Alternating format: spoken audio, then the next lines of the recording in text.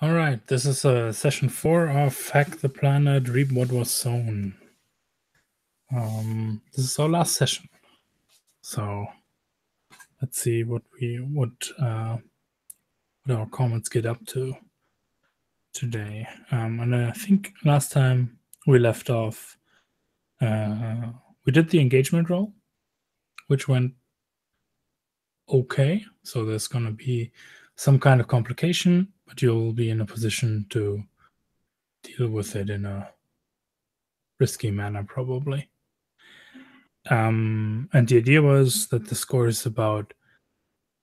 Now, this is what I wanted to clarify a little bit. The idea was the score was to get into a deal with a split piece. Am I right? And maybe we should clarify further and lay that out very explicitly, what you were trying to get at, what you're aiming at here with that score. Does anyone remember why the split piece? Because they were responsible for the thing we found, the Thumper, wasn't it? Yeah, we already yes. had a relationship with them, so we have some leverage. Yeah, I don't quite remember like the score, but I think like we linked like the Thumper we found to them somehow. I don't remember exactly how that happened, but we were trying to use like use the leverage to do something there. I don't remember exactly what. Well, we think they have a lot more, so I think that's what the information we were trying to get. It's like, what's the broader picture? Yeah. So Hicks, I think, rolled critical on a gather info about, and that's how she recognized that the modifications on the Thumper were must be split piece stuff, because they're like similarities to whatever seeds you've been using in the community. I think that was the connection that you made. And the idea was, well, we can sell this, or, well, that's the question. Is this about selling information? Is this about getting into an alliance with the split piece? I think it was more of a blackmail thing, to be honest. Because we like paid them for doing the seed stuff. And we were like, well, now that we know that they're doing this bad thing, maybe we can get some money out of them, or seeds, or whatever. I think that doesn't have to be like clear, because I mean it's just loot, right? Or like coin, fictional speaking. But fictionally speaking, it can be a lot of those things. Yep. I think we were doing like a social score, just hey, you're fucked. We know this about you. Give us your money. Yep. Nothing can go wrong. Perfect. Yeah.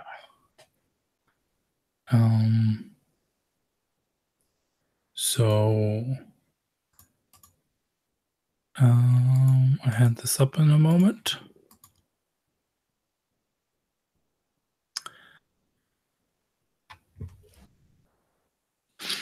So the way to find the split piece can be a little bit challenging, but I think this is why we have an engagement roll.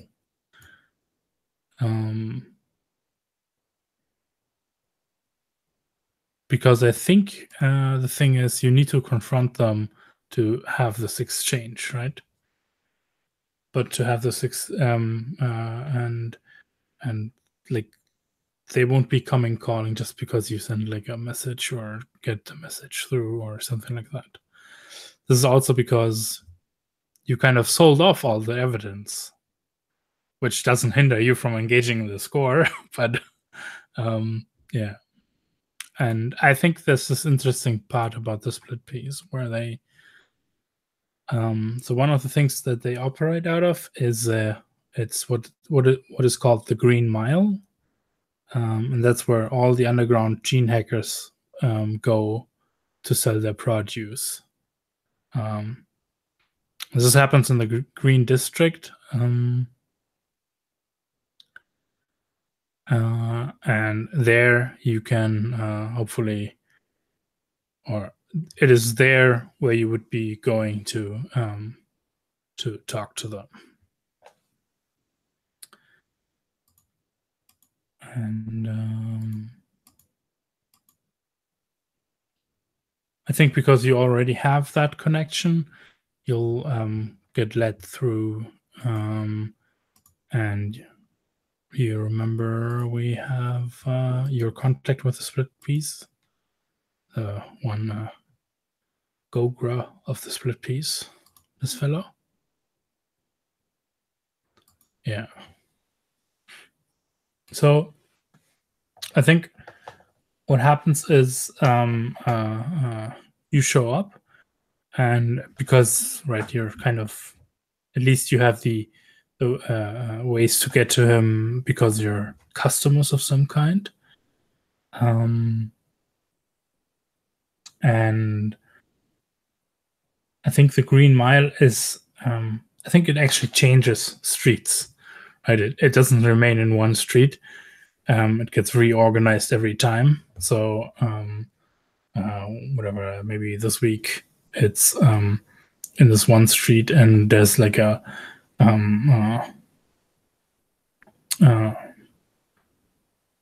back room in one of it. It looks more like a regular storage house that you can get in because you have the appropriate keys or passcodes to get in there. And this is when you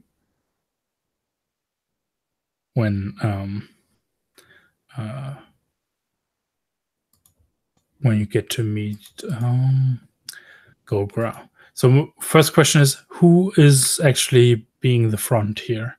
And it's going to be, are you all four of you there, or do we have like a situation where some of this is mixed, or are some of you not there? We had the connection with them. If I remember correctly, none of us really know any social stuff at all. Is that not true? Is that the I case? don't have any dots on that entire box. So, yeah, clearly I should be the face for this. I think mine was actually reworked to be more social because I'm supposed to be the manipulator in the hacker, so now it's more about manipulation.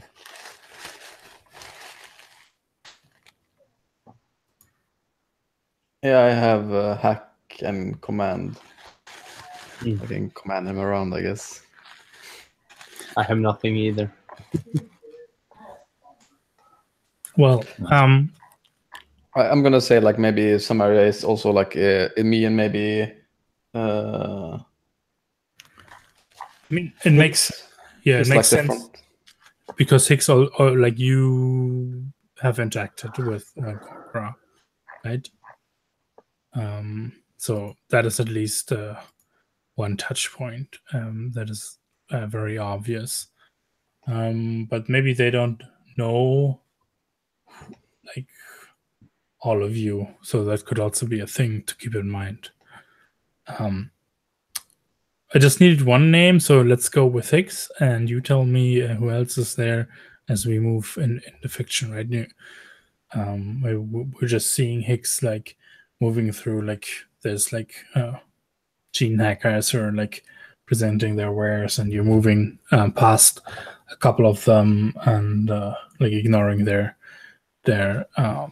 offerings and their pleas to get you to buy something. Maybe there's a nod or two from like people you've gotten to know because you've been involved with this stuff a little bit now. And you're looking to go talk to Gogra when you actually spot him as you move into the backside of this structure here, and you see him spotting you, and and he meets your gaze, and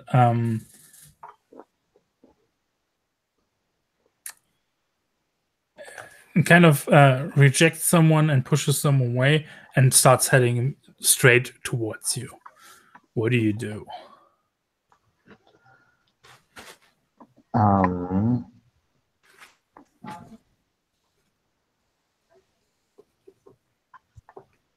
So, yeah, I don't think I'm trying to be sneaky. I'm trying to find him, right? So I'll walk back up to him while he's walking towards me.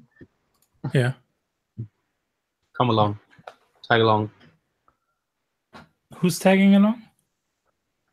I'm tagging along on Hicks. Okay. Franco. Franco? Yeah. So you come along. Well, that's interesting seeing you here, Hicks. Come with me. We gotta talk. We do. And he stops and is like, "We do." And he We know tries like moving towards like a more quiet area in the storage here. Can I like survey the area to see if there's a trap or something I should be wary of? Well, you can definitely go and oh, my camera's acting up today. Sorry. You can definitely. So you want to try to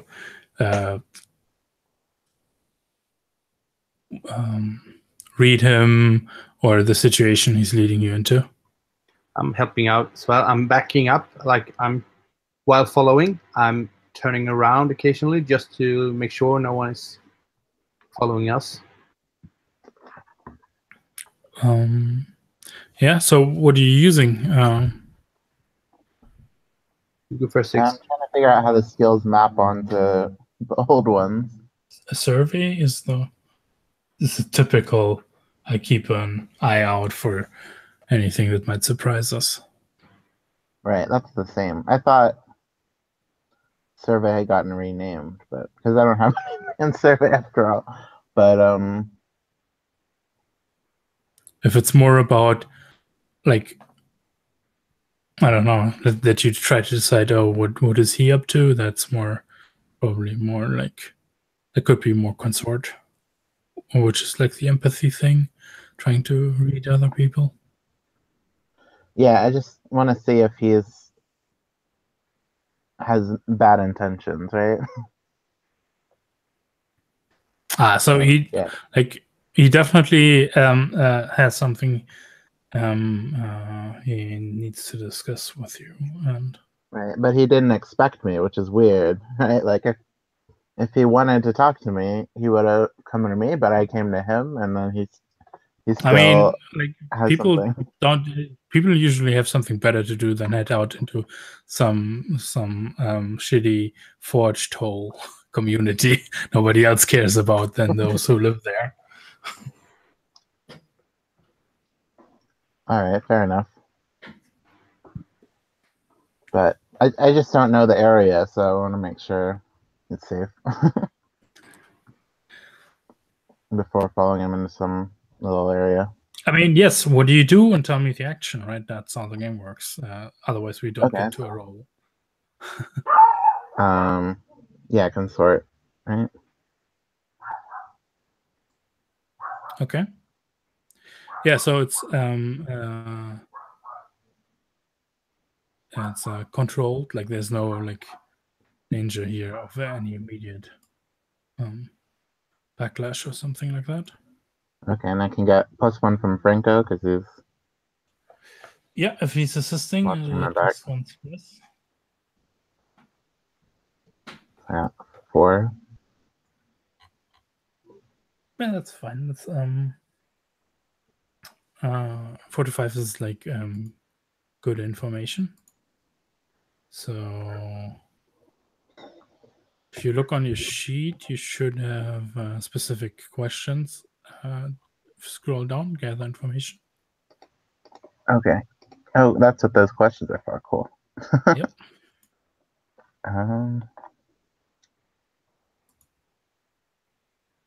So I guess this would be, what are they really feeling?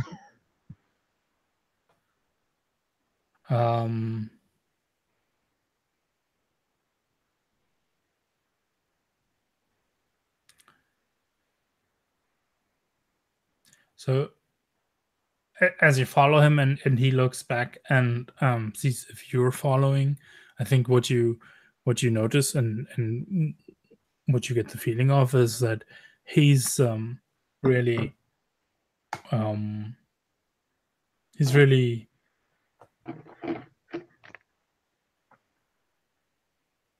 eager,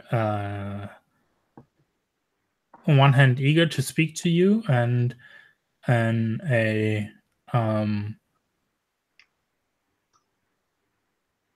he wasn't expecting you, and he wants to confront you about something that he probably likely thought would have been a lot more hassle to confront you about. But how convenient that you came here. This is my backyard. I can talk to you here. This will be a lot easier. That kind of thing is what you feel is up. You can ask another question if you want. If you want to follow up on that. Okay. And I think he leads you to through to an area where there's like a curtain out of beads, right? And walks through that, and it's remarkably quiet behind that. And there's like a little setup of a desk and a chair and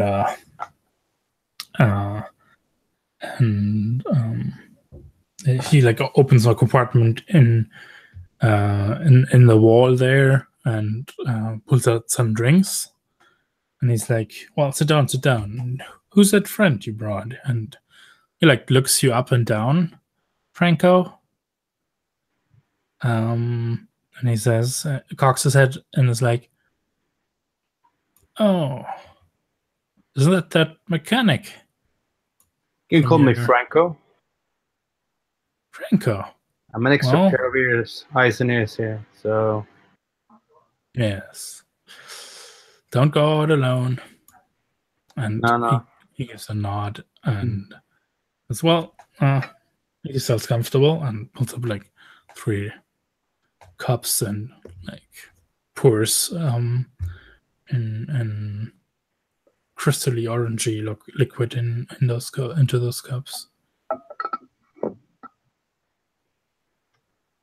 Do you want to ask another question, or is this good for you? Sure. I think I want to know what they care about. What he cares about. Like, in what sense? I mean, that's the question. What do they care about? But like, why? I don't. It just seems weird that he would care about us, right? Like, we just buy seeds from him. Like, there are millions of other people they sell to, probably, or not millions, but like that's their whole operation. Yeah, and I think he's like, yeah, it's okay. I get that questioning look, but I don't think you were here to buy seeds, were you now? Because, wait, let me show you something. And he takes something out of his pocket and puts it on the table, and gives it a little push. It's just a little thing that looks like a mini camera, and it projects something out against the wall. And there is recording footage of the meteorite. Right. At first, we just see a glacier, and then like a zooming in camera that multiplies the zoom way too many times onto a very grizzled picture of the meteorite flying away into, ducking away into a canyon. And as he pushes the glasses over to both of you, have you sat down, by the way? Yeah, So I think you I'll push- sit down, but I'm not gonna drink yet. You have sat down though. Yeah. Yeah. I did. He pushes the glasses over to you with his cup and takes it, and like, so by chance, you happen to know whose ship that is? And now he looks at you, like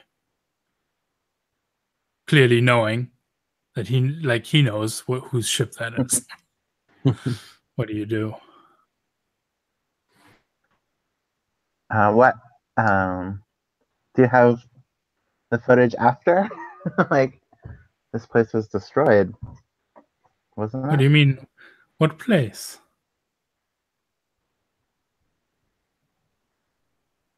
It What just is shows it? some ice and an airship. So you do know, hmm? I mean, he's giving himself away so badly. I'm just saying.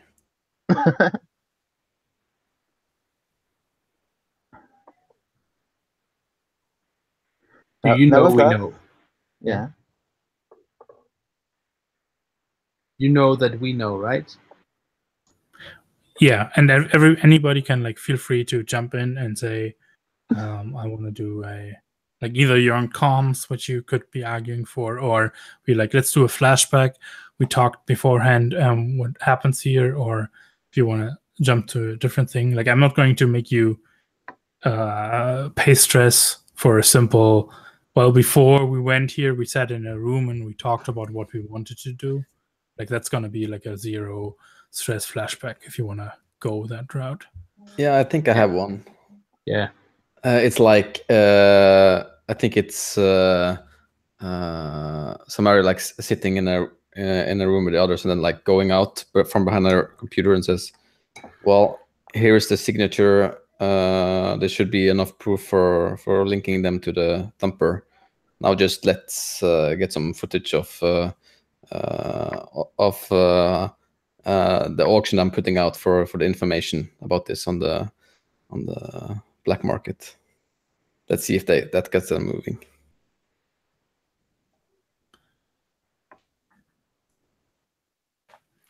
Nice. That could almost, and maybe that could almost be a setup, right?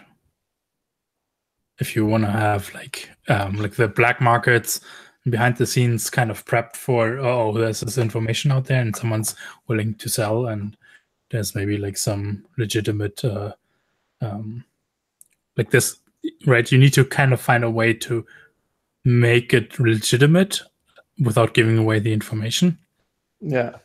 So because setup will be important here. You're going up against a tier 2 group who won't be like easily negotiated down or intimidated. Mm-hmm. Yeah, sure. That would be a hack then, right?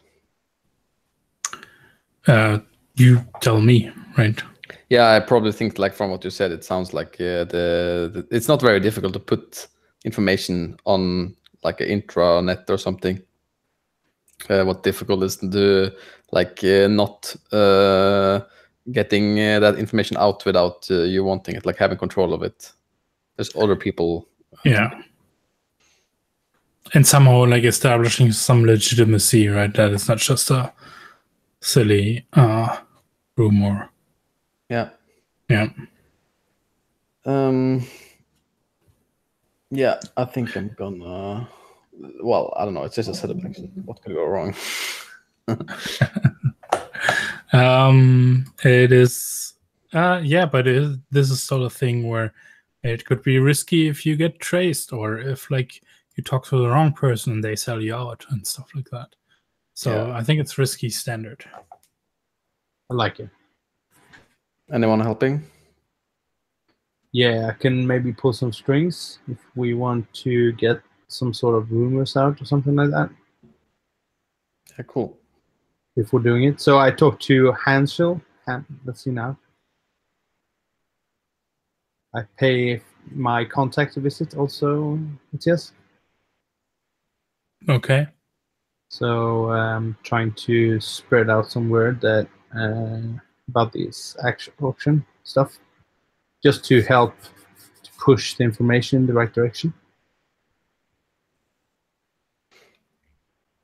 Yeah, maybe it's like we put it somewhere that it's not like easily accessible, and actually people have to, like, you getting the rumor out makes it like they have to come to our server to find it, so it's more secure. Yeah, and we have to think about this is much more like 80s level of information, how it gets disseminated, because there's no internet, right?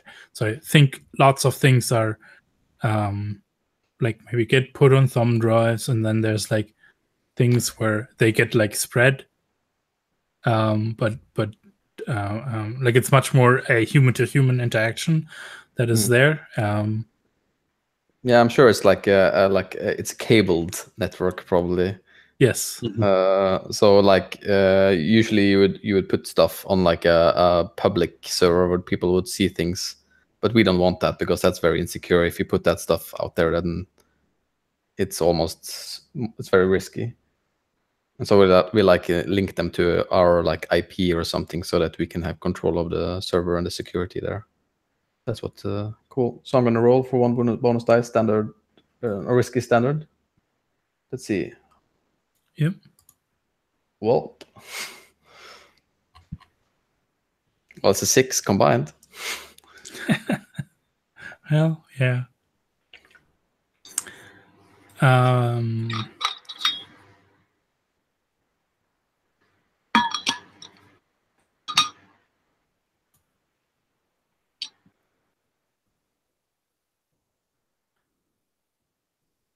And I think, yeah, I mean, the consequence here is clearly this has leaked, right? Sounds like heat. Yeah. It's too heat, and kind of explains in part, or it hints at, well, let's be concrete. He knows it's you who've been advertising information that could be troublesome for them, and it's too heat. You could resist any of those, though. Yeah, with my new 2 dots in my lowest thing, maybe I should do that. Well, I mean, I can't roll no 5s or 6s in 2 times in a row, can I? It's not possible. So, which one do you want to actually resist? Both? Or like, is there 2 consequences there? Yeah, one is they know. I don't care that they know. I just want to resist the heat. Okay.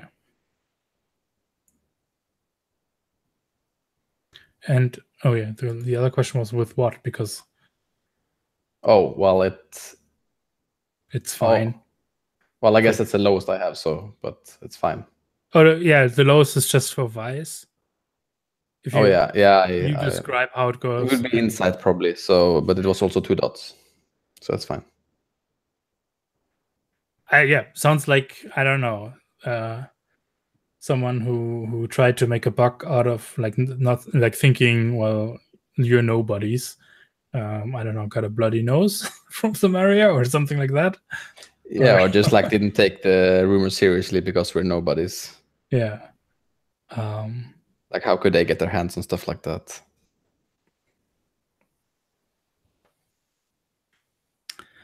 But back to the present, right? We see him looking at the both of you, and then producing one of those standardized. Well, if you want to get information. Well, funny what pops up in the auctions these days. You know anything about this? And he reaches in, switches like a little lid on the thing, and puts the chip in there. And yes, now like your auction is on the wall about like you have information to sell about the split piece kind of thingy, right? What do you do?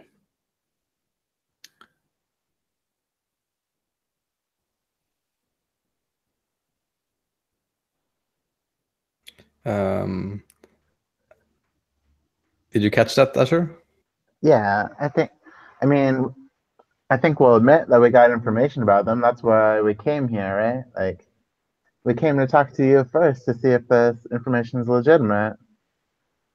We wanted to make sure our partners This is what you are... call first. You try to disseminate it, and you're here to blackmail us. Who do you think you are? No, it's a measure of security.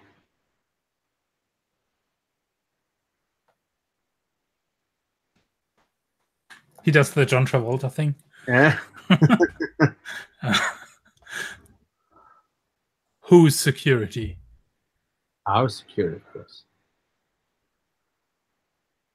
You know, you're bigger, badder than us. You know us, right? So why do this at all? If this is not a blackmail attempt, what is?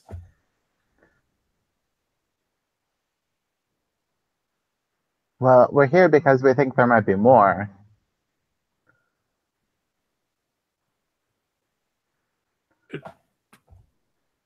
He's like I think this he holds like more what? So maybe here a question on player level. What do you? I thought you wanted to blackmail them, so you're being very nice. Passive aggressive, maybe. Yeah. Yeah, like what do you like? This is the point where you Should, yeah, all right. should make your move. But what's your move here, right? What do you want to angle them towards a? I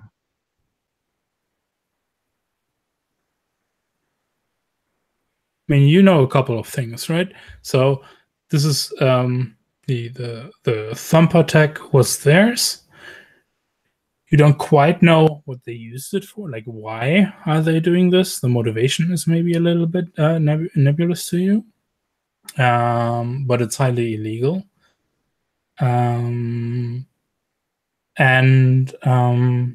So highly illegal enough that someone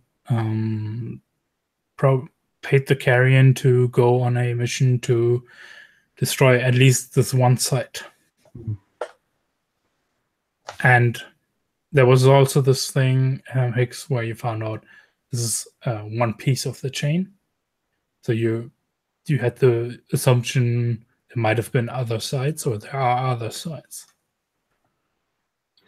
Maybe not with a Thumper, but something. This was part of a thing in a chain of things to passively receive like a...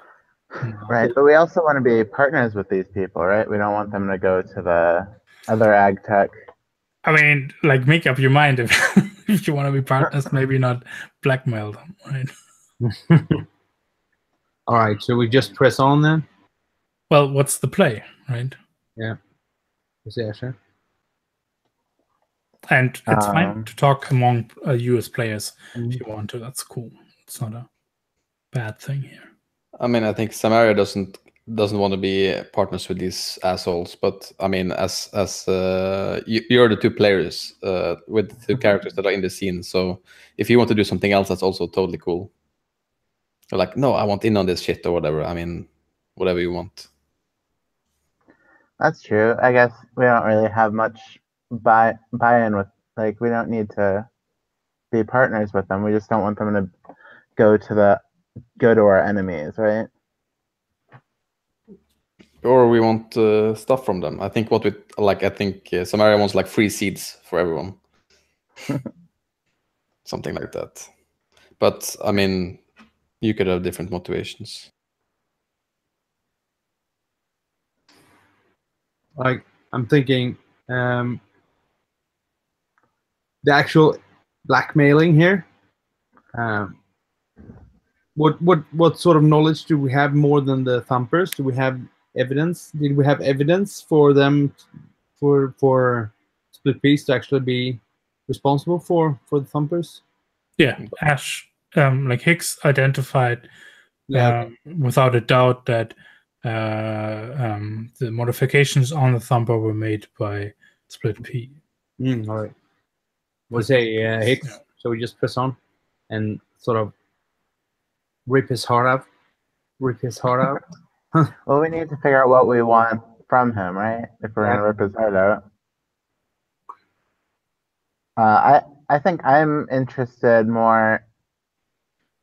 Like, yeah, I'm interested in learning about what's beyond the reach, right? Maybe they have something there.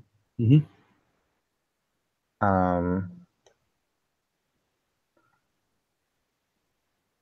And just, I don't know. I mean, the situation is why you're here, right? And what is this shit? Explain this to me. Like, why are you fucking us over? What are you trying to get out of this? How do you answer as characters?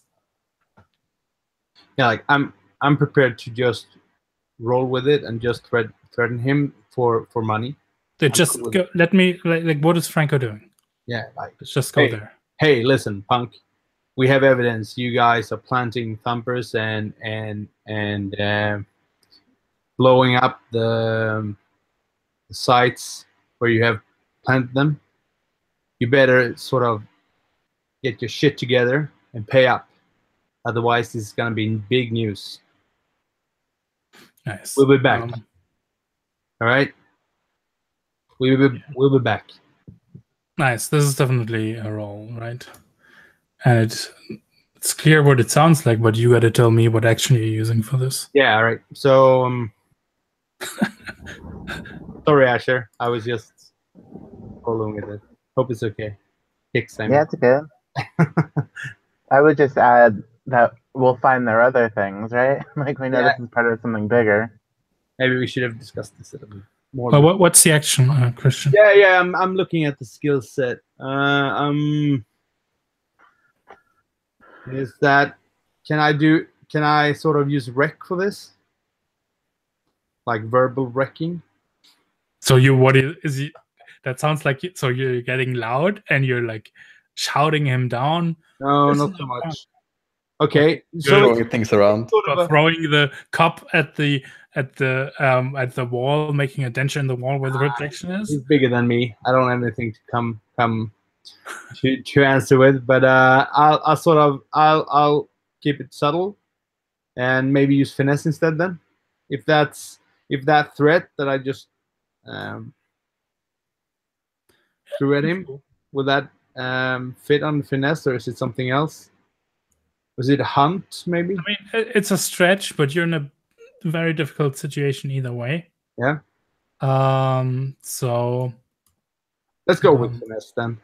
I'm trying to. I'm not trying to swear or like do this in a more provocative manner than it has to be. I want the message to go through, but I don't insult him personally. You're doing it quietly, like under between your teeth, calling him a punk. Yeah. Well, if you use like one of those, though, you do something physical. But you mean because it's not like a talking ability. Okay, so where's the talking abilities? Is that command? I mean, you could like take a knife out from your hand, like stab it between his fingers. It's the ones that you don't have. All right, I'll just use command then. I'll just tell him like, pay up, punk. Yeah. Okay. Is that risky? It is risky, and there are 2 tiers above you, so it's no effect. Like this, like it just bounces off. Well, we'll see. You have ways to, like, you can make this more threatening. Like, you can push the situation to desperate, which has worse consequences, but you might at least make some impression on it. Yeah, I'll make it desperate. Let's do it. Can I help? How are you do anything? Though? Sorry, Hicks, what was that? Can I help? Would that do anything? You could, but that just gives him another die. My question is, how are you making it desperate? Let's decide what this means in the fiction first. I mean, I think it has No, to no, do with no, the no. bigger plan. No, wait. It's Okay. Franco's role, right? And he wants to push the situation to make it desperate to get some more effect out of it. So you need to describe how you're making the situation, how you're pushing it from risky to desperate. How I do that? Yeah. Are you like pulling a weapon or? No. I'm like taking a few steps up, a few steps towards him. He's Getting big into his face? Yeah, he's bigger than me, right? I don't know how big you are. No, but he is bigger than me. Okay. And then I use my synthetic shell. It's a special ability. What's that do? You may shift your partial camouflage into active, becoming invisible for a few moments. Take 2 stress when you shift, plus 1 stress for each extra feature. It lasts for a few minutes. You have no heat signature, or you leave no physical traces of yourself behind. Okay, but So- what you're doing here, this is more a flashy thing. You don't actually use I'm it. gonna scare him. So Yeah. I'm activating it. I'm getting up into his face. I'm activating it. Becomes invisible, and then I just step up behind him and pull my knife on his throat. Okay. Like, Okay. Yes, you're making it definitely pushing the situation now. Yeah. Let's see how. Okay, so you're I'm at. not gonna harm him. I'm not gonna harm him. I'm just. Well, gonna we'll see. lay We'll there. see. Wait a second. Yeah. Yeah. We're not. So this pushes it to desperate, which gives you a limited effect. So this will at least leave some impression on him. Mhm. I don't think it gets you to where you want to get, where you want to get standard effect would probably be here. That he's open to negotiating some kind of deal or anything, right? I'm like just doing this in the fiction. I don't have a goal for this. Just dealing with. You're kind with of the breaking concept up of- a lot. No, Yeah, sorry. I have a lot very of snowy. Yeah. Mm. Now we can talk about help potentially here. For me, or was that Hicks? Well, for the other people, right? There are the options. There's also the option if you want to push yourself for this, or if you want a ripple. If I want to push myself, or if I want to. A ripple. Mm-hmm. A devil's bargain. I'm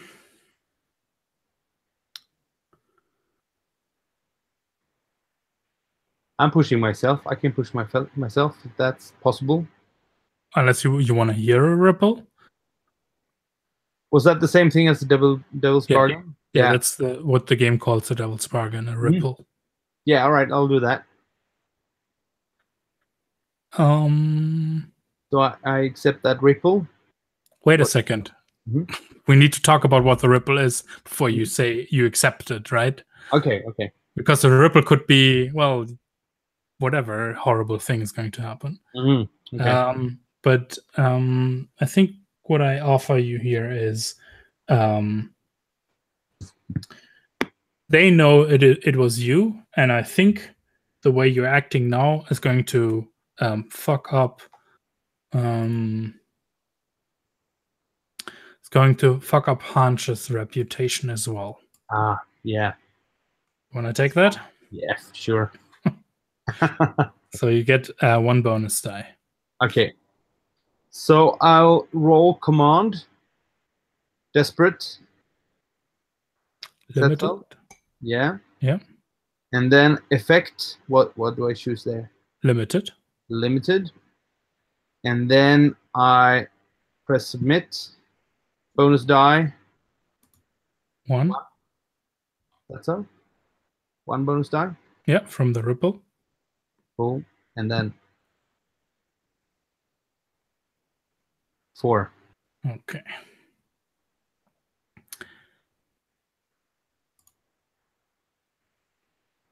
So here's what happens.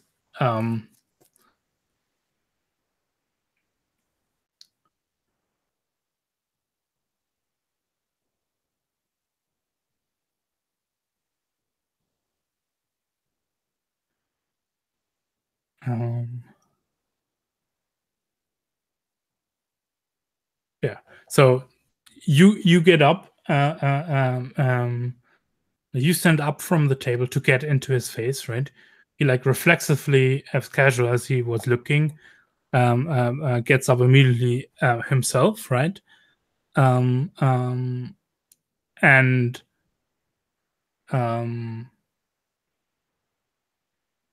I think in the moment where you go, where you're like, well, Punk, I'm gonna just like make myself invisible and come up behind you. He grabs your arm. While I'm invisible, or yeah, as you go, right? As you become invisible, or maybe you don't become invisible. That's going to be up to you. We'll see what you want to resist here. Grabs you and goes for his own knife at the same time. Throws you around against the wall. You come up with your knife. You rolled a 4, so you do it. You have your knife against his throat, right? As he comes, as he like throws you around against the wall, but at the same time you feel like the sharp pang in your own gut as his knife has entered you. So he actually stabs me, or is that a more symbolic? No, it's a desperate. This is going to be a wound. Yeah, and I'm gonna say this is going to be level 2 harm. And he's got you pinned against the wall. Those are the 2 consequences. Okay. You can resist either or both or none of them. I'm gonna resist either pinned to the wall or taking harm. Yeah. Yeah. Okay. I'm gonna resist being pinned to the wall. But you're gonna take the harm. Yeah. Okay. So then what does this look like? Or how does the resist work? You said I can resist one, both, or none. What's that mean in terms of resisting? Do I roll twice, or? Yeah, if you want to tell me how you resist both, you're gonna roll 2 resists. Okay. I'm gonna try to resist both, of course. It's important to name which one you try first. Okay, so I'm gonna try to resist being stabbed, of course. So I start with harm. Yeah, and how are you trying to resist it? So if I fail that, it makes sense for me to both take. You can't fail resists. You can only stress out from them. Okay. All right. Trauma. So what do I can't help him resist, can I? Nope. I think I tried that last time. Okay. So prowess? Is that no? How, like, what happens in the fiction? How are you being stabbed? So I continue the move that he starts when he throws me up onto the wall. I continue that momentum, and instead of having my knife still at his throat, I'm like slashing his face. I don't want to kill him. I just want to harm him and make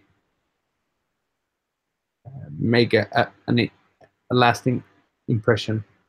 So I'm gonna slash his face. So that's. It sounds like this is acting with quickness and physical ability. So this is prowess. So I roll prowess. I click prowess. Yep. Yep. No bonus die. Or. Nope. 5. Nice. So only 1 stress. 1 stress? Yeah. So here's how harm works, right? When you get stabbed like that, or when you receive harm and you resist this, you only reduce it by 1 level.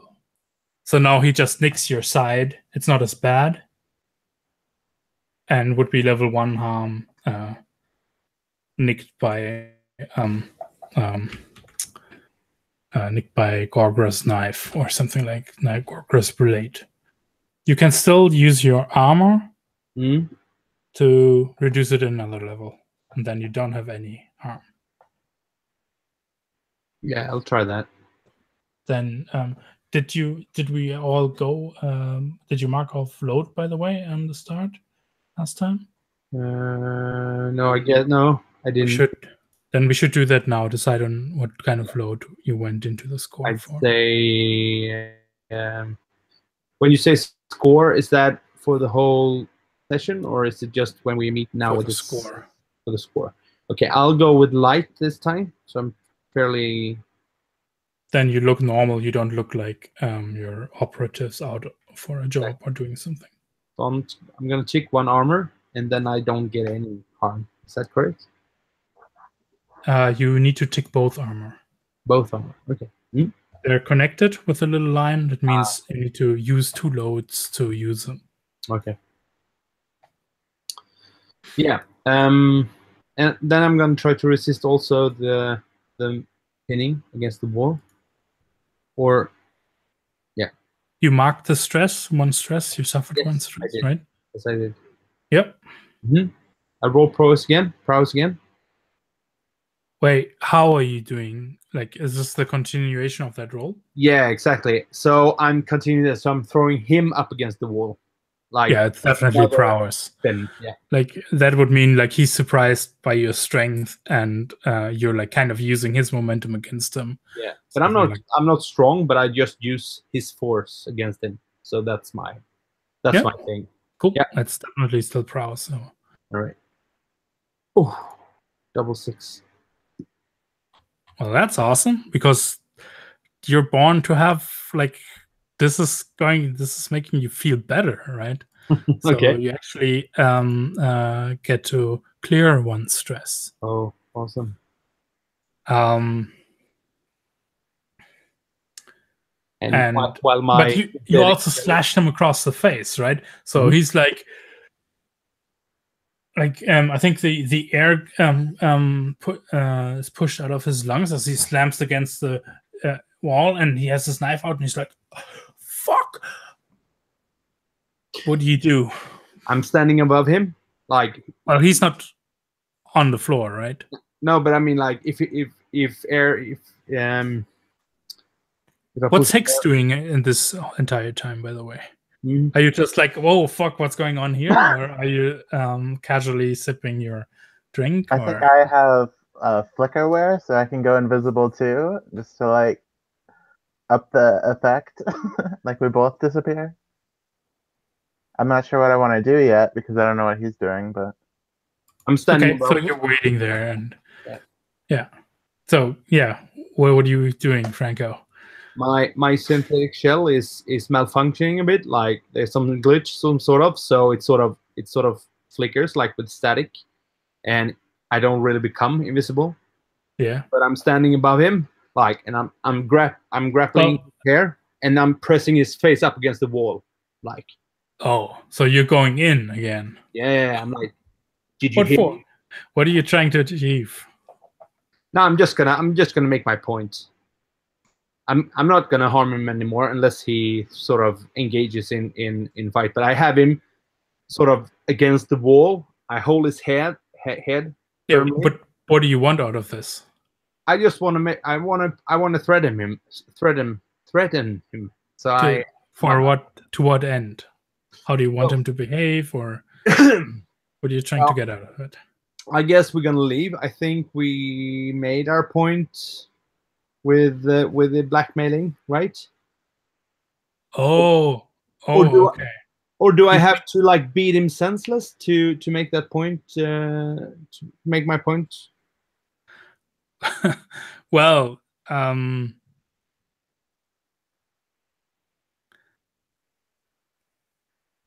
so I could sort of elbow him down to the ground. So here's the thing, right? What you did do was make very clear that right here, right now, in this moment, you're in a dominant position towards him, right? So I think you are you're definitely risky, and if you just want to intimidate him personally, that's fine. Like you can probably manage to do that, but as you like push him against the wall with like he still has his knife, right? So he might fight back. We don't know yet. Maybe you can threaten him into being like you sit down, we talk now about what we're getting out of this. But he's like, but he's definitely like going along. Like you hear him like say something akin to like, what the hell are you trying to do, right? Because he's not even the boss of the split piece. It's a thing you got to remember here. Yeah. Did you hear us? Didn't you hear what we said? And then I'm gonna hit him with my elbow across his neck to try to sort of subdue him. Yeah. What action are you using? Is that break or is it prowl? Combat is the one that it sounds most like. Prowl You is want to knock him out? I think maybe like finesse or prowl. Just like not wreck his face or something.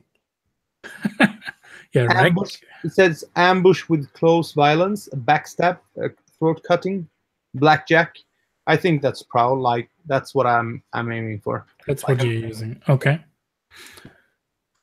Yeah, I think you got yourself in a better position, but this is still going to be limited. Is it risky? It's risky, limited, yes. Risky, limited, and then did I get a bonus? No.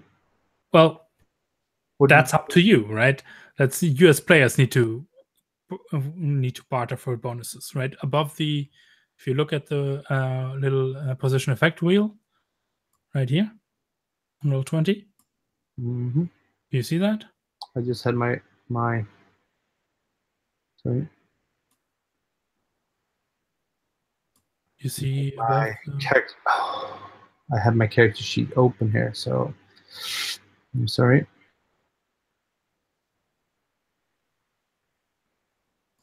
Yeah. Yeah. Yeah. Right. Wait, this is wrong one. You're at risky, limited, and these are your options that you always have when you make an action roll. And anybody here can say, "Wait a second, flashback. I'm sitting on the roof, sniping down, or whatever." Who knows, right? Oh yeah, yeah. But that's the thing. That's why. So limited means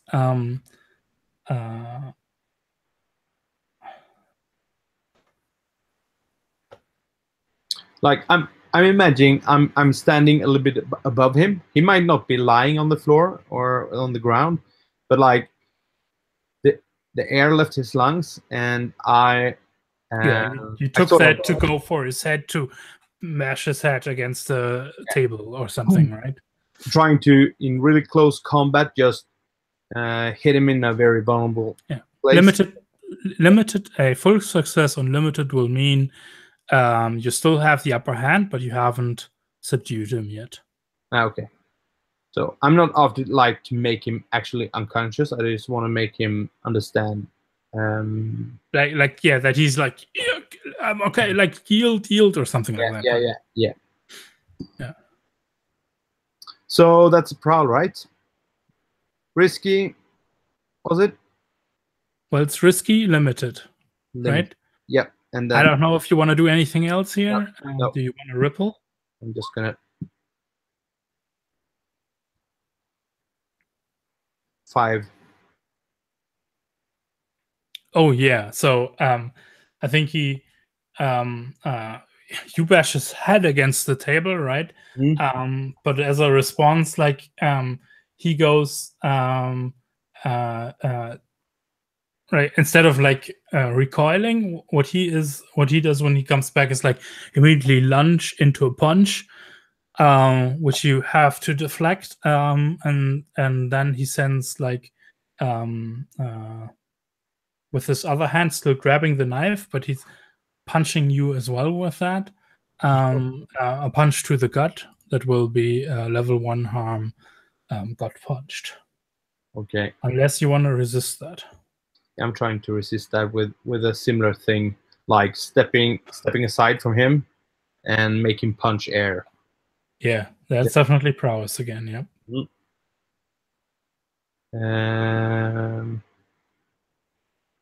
No. That's 3 stress. Right, hits. So 3 stress, is that so? Yeah, 3 stress. 3. Okay. So I think while they're fighting, I want to try to see if he has information. Like I have this cybernetic eye. Can I use that to like scan him, see if there's any flash drives or anything? What are you looking for? Like this is like a moment. Like this is like 1-2 seconds, right? That's how fast this is happening. If you want to finish him, Franco, you need to go in for another punch or something.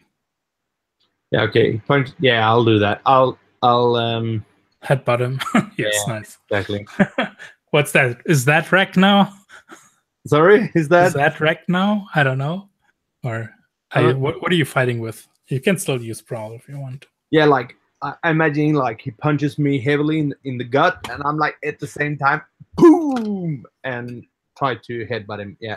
Yeah, it's still risky limited unless you wanna. But this time, like this would be enough. Or well, your fact is that he's a dude. We had the limited. You're almost there, so you're at risky standard now. Yeah. Okay. So prowl, risky, standard. Yeah.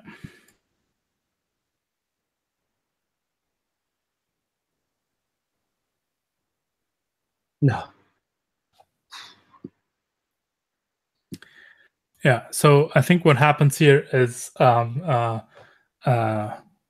you go to give him like the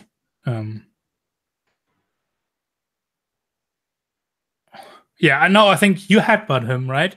And he's like, and his head pops back, and he headbutts you right back, right?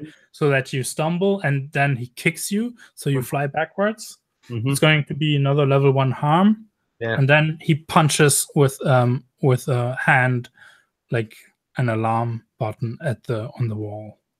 An alarm button. Yeah. So unless you want to resist one of those 2 things. Yeah, the alarm. Wait a second. The game has a protect option. Other people can resist for you as well. Okay. So X. All right, so I'll resist the alarm, like guard that alarm. How? So he doesn't press it. Like I could What just are you like doing? stand in front of it, and I'm invisible, so he would just like touch my stomach or something, instead of the alarm. So he's just going to push you against the alarm button? That's going to have the same effect. You catch his hand, or is that what you're doing? Yeah. I'll just grab his hand. Okay. And what special ability are you using, or? For what? Oh, the flicker wear? That was to be invisible, yeah. That's an item. Yep.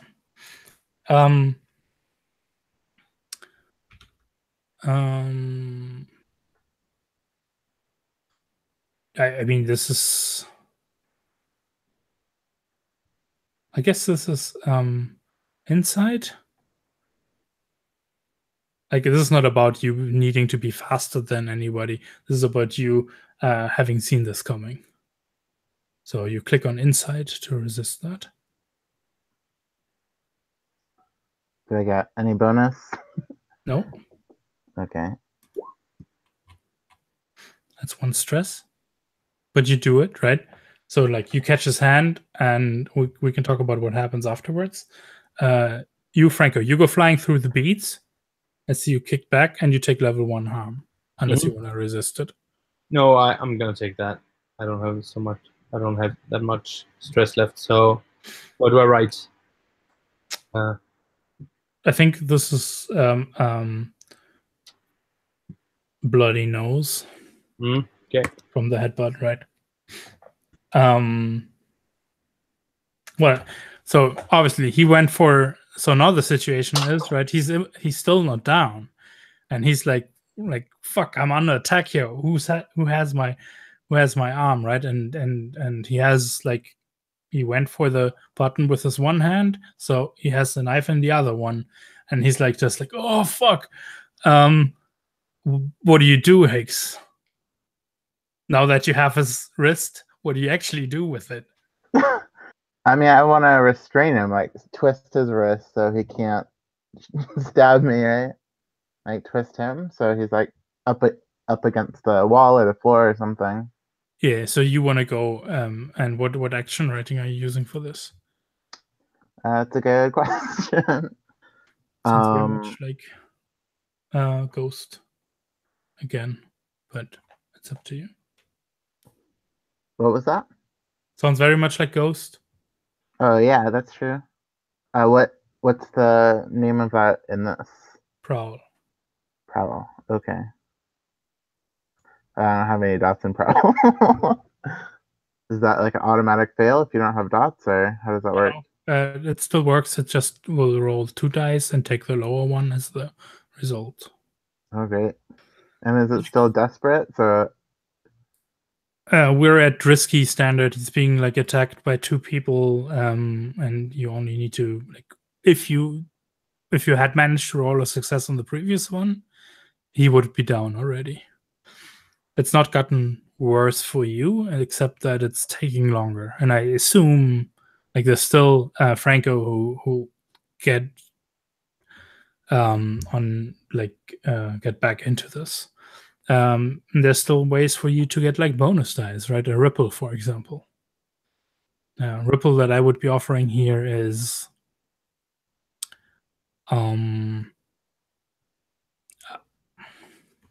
I mean, this is going to happen anyway because this is now a tussle and will get attention. But I'm going to open the clock. I'm looking for what's going on here. This is kind of done now. And let's say it's a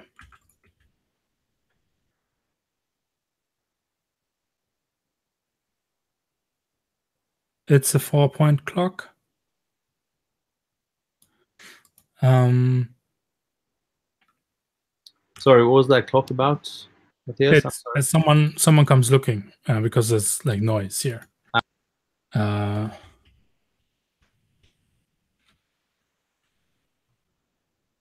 all right, I'll take that ripple. So, well, the ripple is not the clock because this is a tussle now. This clock exists, but I'm going to put a tick on it.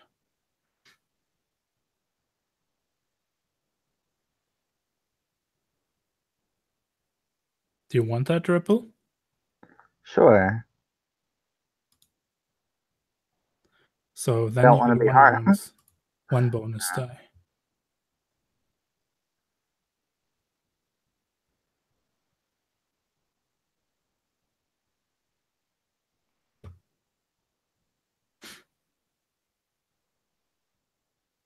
You can also you can still do stuff like push the situation and shit, right? If you have an idea what greater effect would look like, we can talk about that kind of stuff.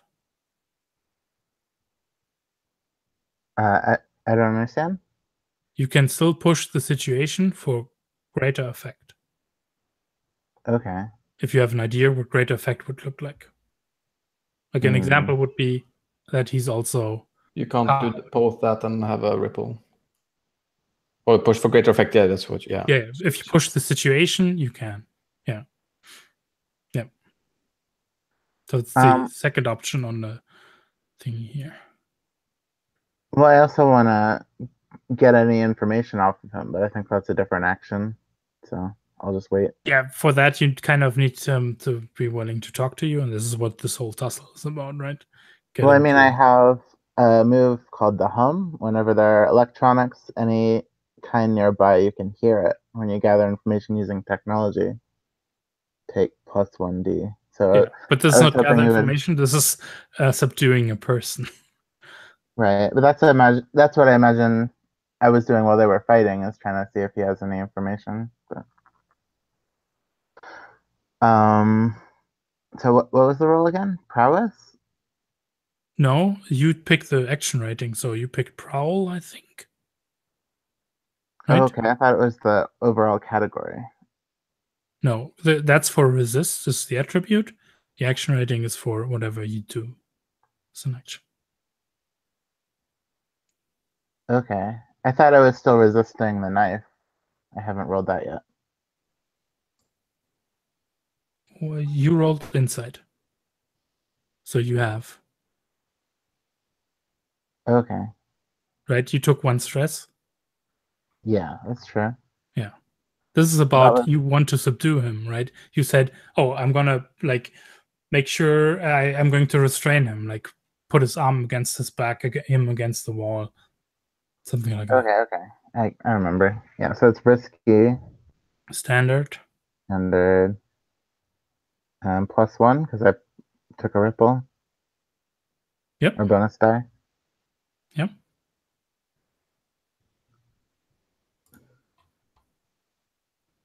Oh, that didn't help much. 2. Yeah, this fucker turns out is like he's super strong, right? And instead of you restraining him, he turns and pushes you against the wall, and then like just out of instinct, I've got someone on me, I don't care if I see him or not. He then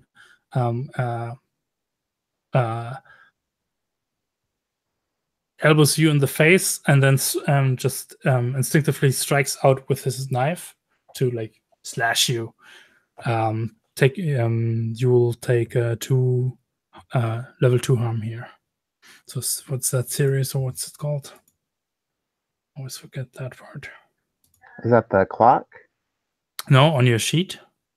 There are 1, 2, 3 under harm, and you've got 2 slots for level 2 harm. So And that's slashed. Unless you want to resist it or use armor.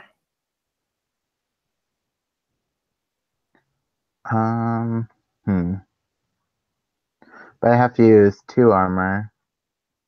Well, yes, it's 2 load. Armor is 2 load, yes. Yeah, I think I'll use armor. That makes sense. That I would go in here armored. Okay. Then it makes it level 1. Okay, and I put a slash by a blade. Yeah, or nicked. Like it's not as bad, but like you have a cut somewhere, it's bleeding, but it's not something that's going to, like, it might be shitty in further fighting, but it's not going to be too bad. Okay.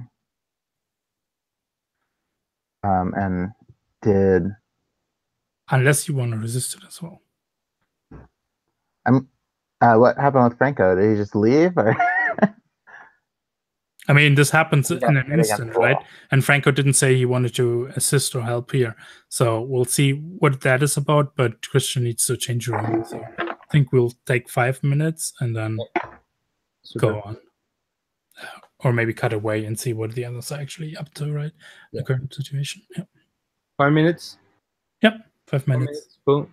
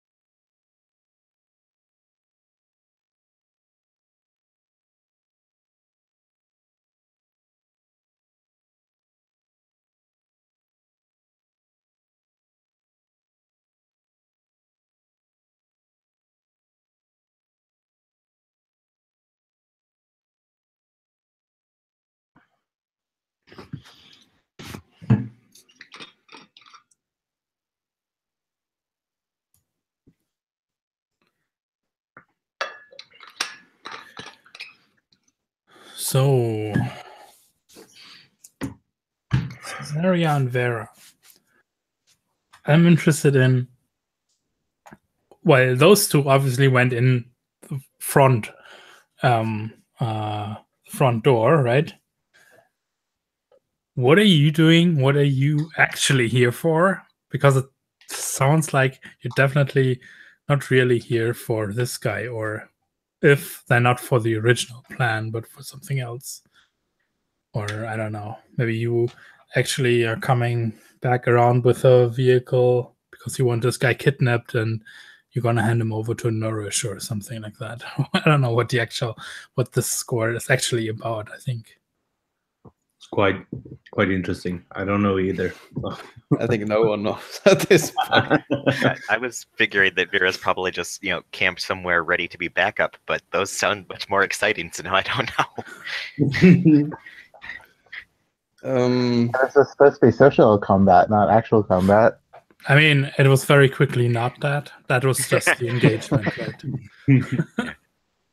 Yeah, but we are not like the problem is that we don't actually know where they are, right?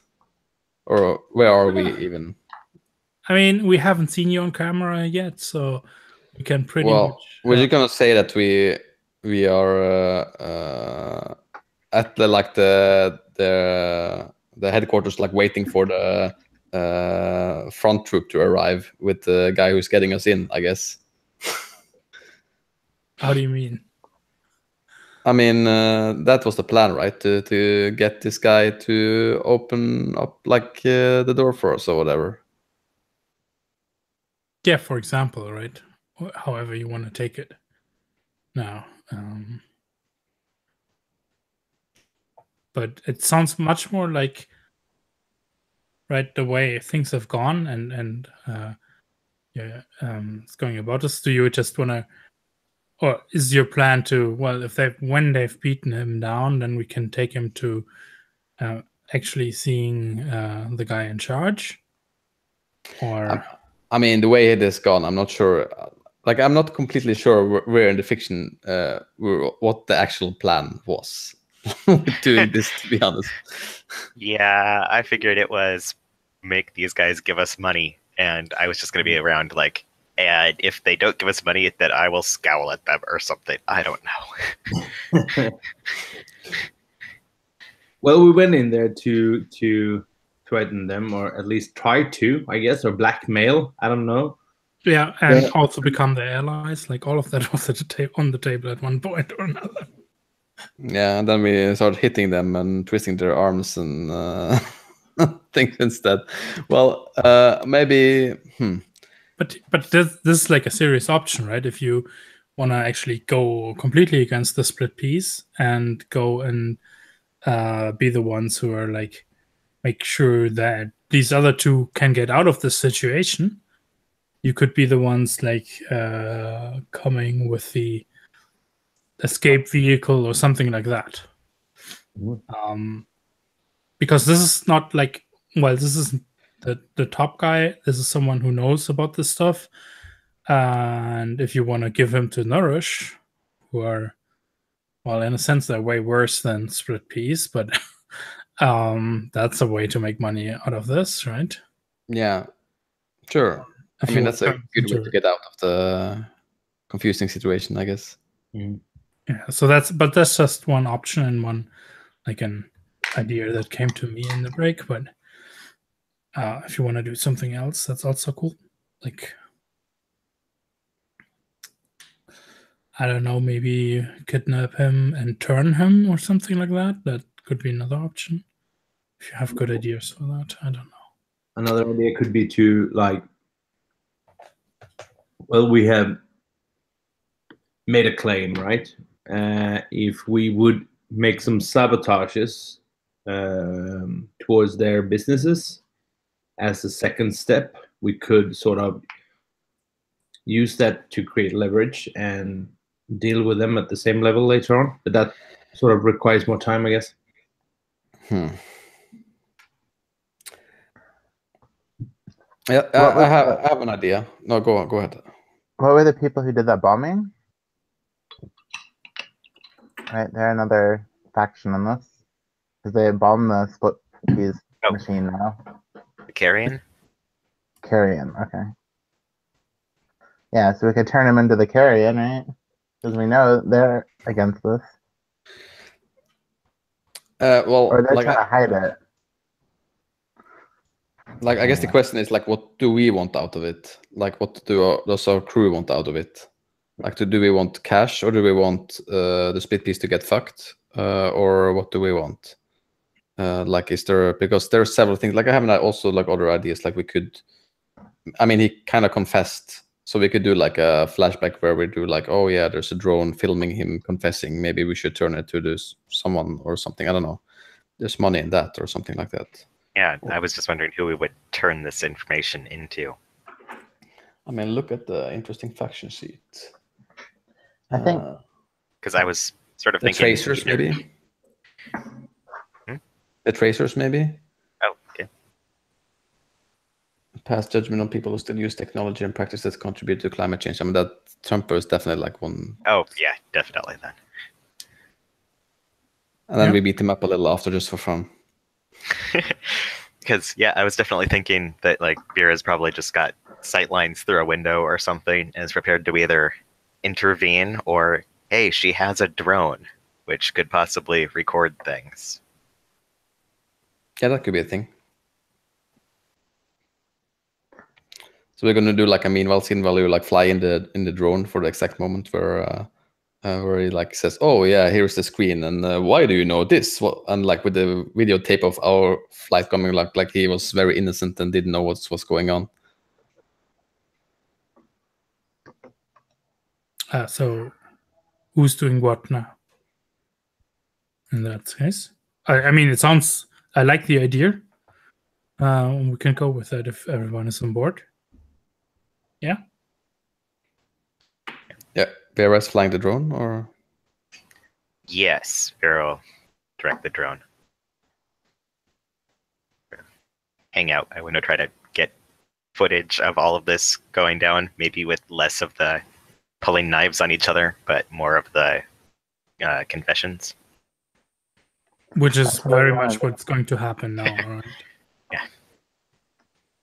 yeah, I think you see like some area like besides you like the window of the like the bond building or whatever, but like binoculars and like, what the fuck are they doing down there?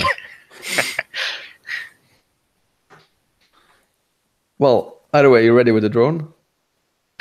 Yeah, I thought that they were going to talk more than whatever it is they're doing, but yes, we're up, ready for filming. Yeah, why the fuck did we send Franco to talk? One last thing, if I'm not sure what we ended up with down on this meetup place, Matthias. Well, we get back to that in a moment. Now we basically see this scene out of a hideout that the other two have gotten to, and are. The question is, do you even have a window, or is this like all through the eyes of the drone and you're tucked away in some spot? Oh, I think I think there's like maybe it's on the roof or something. I don't know, but I think like because I'm gonna help with surveying the area for being clear with my binoculars. Yeah, because that's the trick here, right? The trick is making sure the drone is not detected. Mm-hmm. To get it in place.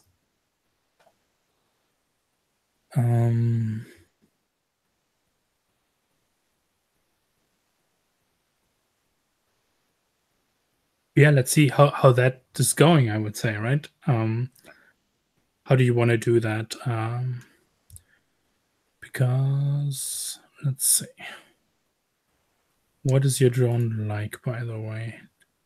There are no details on my sheet. Which is cool. That just means you can make it up. Okay. So it's just kind of a little floating eye kind of drone. Yeah. It's sort of like the character picture I loaded, where it kind of just floats in and can record stuff or send back video to me or do simple alarms and that kind of stuff. I can use it for spotting. Yep. But in this instance, I'm trying to angle it to where we can get a view of what's going on inside, and probably some audio. Yep. I think this. And what action are you using to do this? I think prowl, because it's not me moving per se, but the drone's trying to be undetected. I'm trying to keep it undetected. Yeah. So it's actually like you duck in and you're like, okay, someone passes, duck into the next booth or whatever, remain hidden, not seen, that kind of thing. Yes. Yeah. Little drone floating around sneakily. Yeah. I think this is a risky standard. Okay.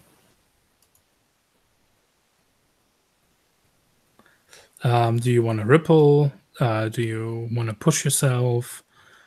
Do you want to push the position and effect? That's, I don't know what a great effect would look like for this though, but maybe you have a great idea. I feel like the risky standard is fine, but since it's last session, I will try pushing things so that I can. How about... Well, you can push yourself to just get a bonus die. Oh. That's just you focusing yourself more. You I can... have a suggestion for like pushing the position. Is like catching it so that it looks like he's attacking Franco instead of the other way around.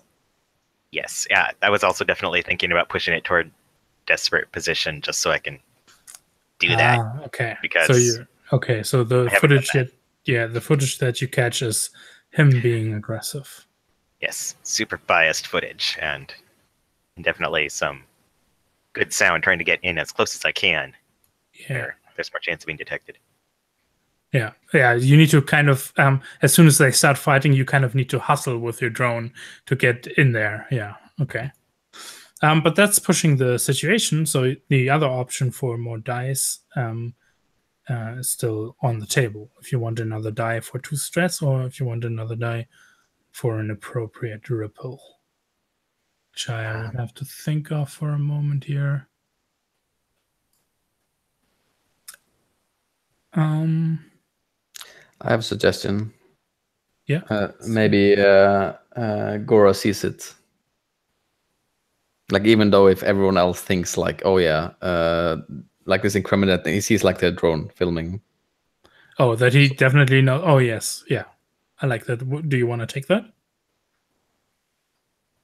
Sure, that sounds ripe for problems. So. Yeah, then you get a bonus die, and so desperate, great, and 1 bonus die. No, 2, because I am also helping. With my binoculars. Cool. Oh yeah, because you were spotting. Are you helping with forecast? Yeah. Well, how are you? What, you have the plans, the layout of the place? No, I'm just like looking with my binoculars while he's controlling the. They're controlling the. Yeah. You say, yeah, 2 people coming up next corner. Wait. Clear now. Yeah. That kind of thing, right? Nice. Cool. So you get. Oh, it's good I got extra die because that was not awesome. Yeah, that is a 5. That means you do it. So this happens. Like all of that stuff happens is that the drone flies in and you get it to your place, and like you're completely focused on that, right? And it slips in into the room right at the moment where like we see Gorgra pulling a gun, right, on the other 2,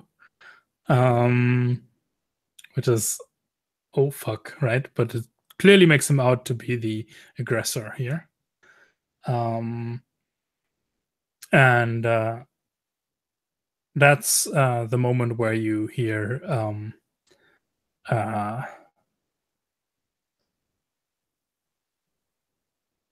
whatever little room you've found yourself, or is it on a roof or a room? Do you want it to be on a roof? Sure, let's get on the roof. Yeah. Yeah, And I was thinking there's like a neighboring roof or something.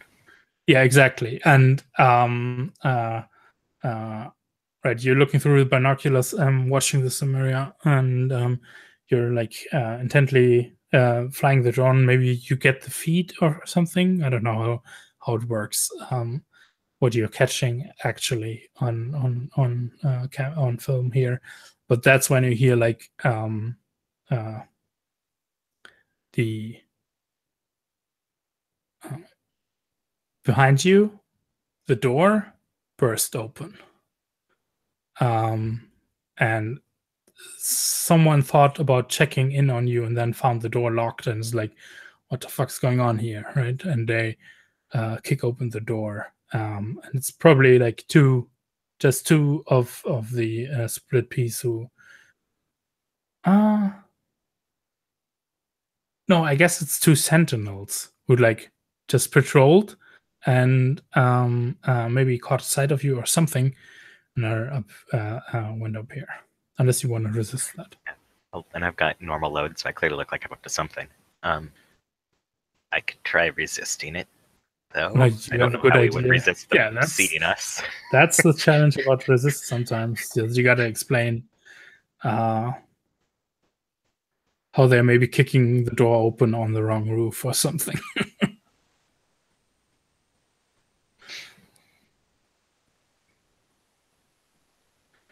Or how maybe the door is barred, so it can't be kicked open. Like maybe you made sure that you can't be surprised like that. That'll definitely like buy you time to get out or do something else.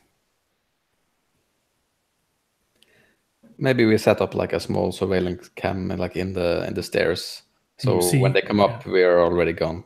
Mm-hmm. Where have you gone to?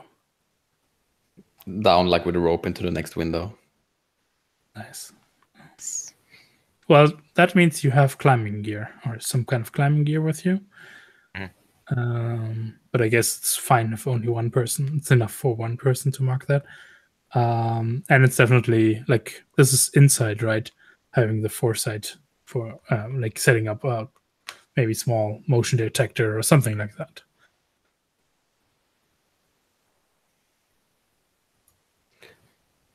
Am I rolling it or? Whoever's resisting it, it could be either one of you. Well, I can do it, I guess. Yeah, I can, or you can, since it was your idea. Well, curse me for having ideas. Oh well. Nice. Yeah. No sweat. Yeah. So you like slip into a floor lower, right? And press yourself against the walls down there, and you hear like maybe even hear like a muffled voice from up top. Well, no one here. And you hear something akin to like they look dubious as fuck. We better continue to have a look around. But you don't get caught. Yeah, you probably see like the shot where they're like standing over us while we're like hanging. Exactly. Like Yeah, and somebody is like whispering, "Where are you still having track on the drone?" Yeah, that's but I can't look at the screen when my hands are on a rope. Let's see what the drone is seeing, and what the drone is seeing is Scarra pulling a gun on the both of you. What do you do? Pix and Franco. The person, the sentinel who came in is pulling a gun on us, or no, Gorgra. Gorgra. Does he pull a gun to us? Well, he's in the middle of, unless you do something right now, right? Yeah, all right. So what I wanted to ask before was, when we started to discuss what happened, the last thing that I understood was that Gorgra was sort of slicing up Hicks with a knife, holding Hicks against the wall. Right. So when they started to engage, I was looking for something large that I could sort of improvise a weapon from, like a spade or a pipe or a chair or something else that I could grapple around the table or Yeah, against what the is wall. it? You make it up. Yeah, a spade. Okay. Like there's a spade Yeah. that I just grab and just hit him over the head, like to come to an end with this. Okay. And you, Hicks? I was gonna pull a gun too, but he's knocked out now. So I think I just want to get up and get out of here, right? Well, Or you still have a job to do, right? what was that? You still have a job to do. Oh, to look through his stuff? No, you wanna get him on camera to make him confess, so that you have dirt on him. That's the current plan, at least. Okay, I see. But if he's knocked out, it'd be hard to do that? Well, here's the thing, right? So what it looks like to me is if both of you are he's hurting, yeah, but both of you are also hurting. Like you got one of you has a bloody nose, the other one has a cut, but being the two of you together, you might be able to take him before whatever a shot goes off and to subdue him. But that would be a Okay. team action in fighting him. So I think I want to get some wire and tie him up, right? So Yeah. But this still needs a fight, right? Because he's pulling a gun. He wants to be escalating this, and you want to subdue him before that happens. Yeah. So this sounds like a team action. A team action is when both of you roll the same action rating, because you do something together, right? For example, we both sneak across the hallway or something like that. Yeah. This case is we'll just fight him together. Does that sound fair? So then I'll use the wire to strangle him instead. Well, yeah, it makes sense. You want to subdue him, so this is that can be part of that. So what's the action rating? Is this combat or prowl? Those are the two. That makes most sense. And you need to nominate one who's the leader in this. I think Franco's the attacker. Yeah, I attacked, but I guess you started to at least initiate the discussion, Hicks. So maybe I could just hold him or sort of put pressure on him or something like that. I use prowl in a way to try to subdue him. I want to de-escalate the conflict so we get control over him. Yeah.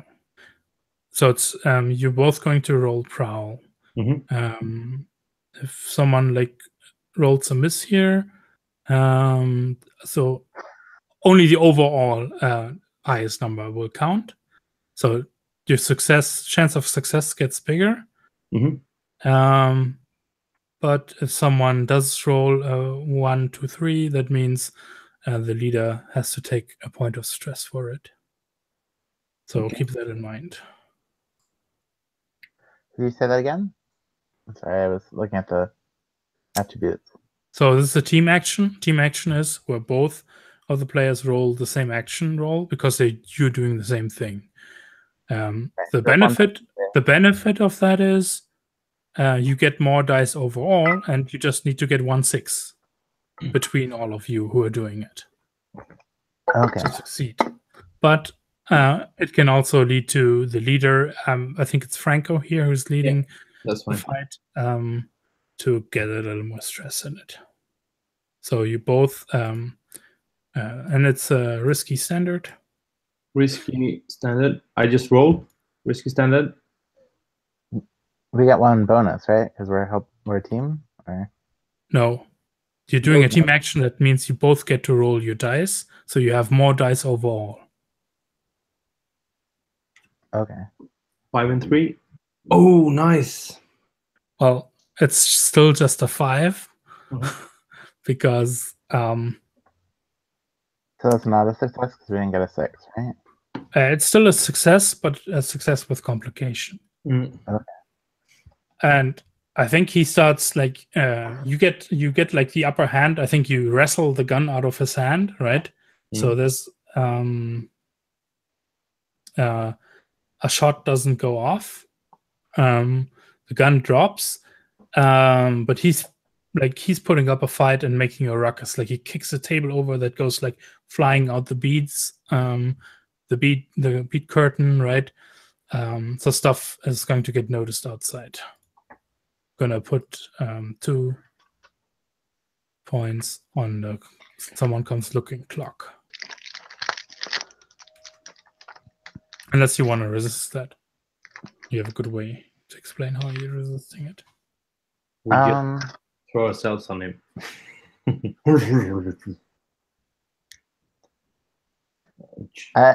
I'm thinking, how's the drone capturing? Like, if there's a window or something, can we escape? Or that would be the next action. Yeah, that's the next action. It doesn't prevent him from making a ruckus. Right. Okay. The drone's in here. Like, I don't know if you just noticed it, but the drone was here capturing him, trying to pull a gun on you too. And you both like getting on him, making sure, like de-escalating the situation. That's a great effect from the last roll before that. So now you've subdued him, and what do you use something to bind him, right? Yeah, I think just wire. Mm-hmm. I don't know that there are handcuffs in this as like an item, but yeah, like what kind of item is this? I mean, I think if it's wire, it's something we could just find in the room, but then we don't have to bring it with us.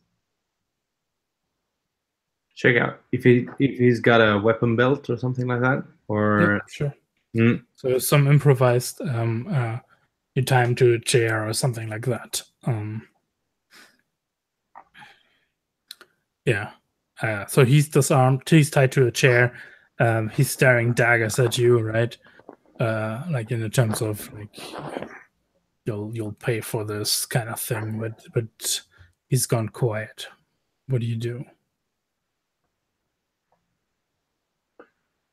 So tell us what's going on, and prepare. We can actually negotiate. Sorry, Hicks, say that again. Like, I'm telling him to tell us what's going on, so we can actually like work together. All right, at least negotiate.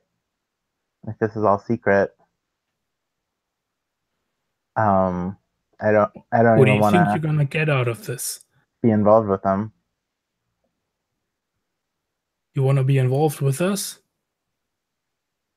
Well, I mean, we are involved now, but we don't want to be if you're pulling some sort of scheme behind our backs, right? I don't know what you're talking about, and I don't know what you. I think you have no idea what you've gotten yourself into here. And he like spits out some blood from fighting you, right? And yeah. How about you two, Samaria, Vera? You see that they managed to subdue him. They managed to prevent the gun from going off. Yeah. Well, he didn't confess anything really, so I guess that was for nothing. Well, not yet, right? Now he can be confronted and made to talk, but yeah, I think like I'm just like saying to like, well, hopefully they can get them to fucking confess. We need to get to the car so we can get them. If they don't do their job, I swear to God. Also, just a hint: the sheet does have an item called communications, and it's in italic, so it doesn't cost any load. You can all talk to each other if you want to. Yeah, I was just checking that because Vera's going to be going, confess, make him confess. We need footage. Easier said than done. Well, fuck. Ask Franco how to fucking make him confess. We'll sort it out. Let's get this fucker out of here. Well, can I go through his stuff real quick and make sure he doesn't have anything on his person? Like, a question here: what this area here is some sort of is this some sort of quarters, or is it more of a backyard or empty alley? Or Outside, it's very busy, right? Because this is the Green Mile currently, where they sell that stuff. So it's more like a lot of people are here, and they're trying to buy produce that isn't infected by nanites, like the Nourish stuff is. So that's why there's like a lot of bustling outside. So Yeah, imagine like a conference where they have the big area for everybody, and then they have back rooms for people to make deals and talk. Okay. Does it make sense to bring him with us, or should we just do what we can here in place? I mean, we have the drone in midair catching everything that he would eventually say, right? yeah.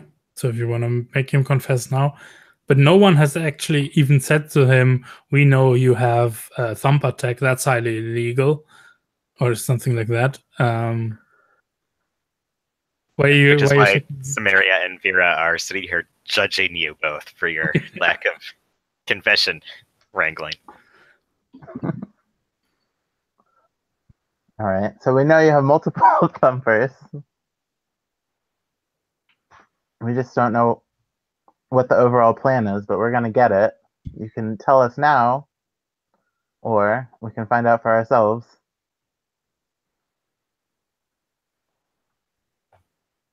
Okay. Well, that does sound like a role. What kind of action rating are you using to convince him? Like to make him confess. Maybe this is tricking him into confessing. Maybe this is intimidating him into confessing. Maybe this is like, I don't know, just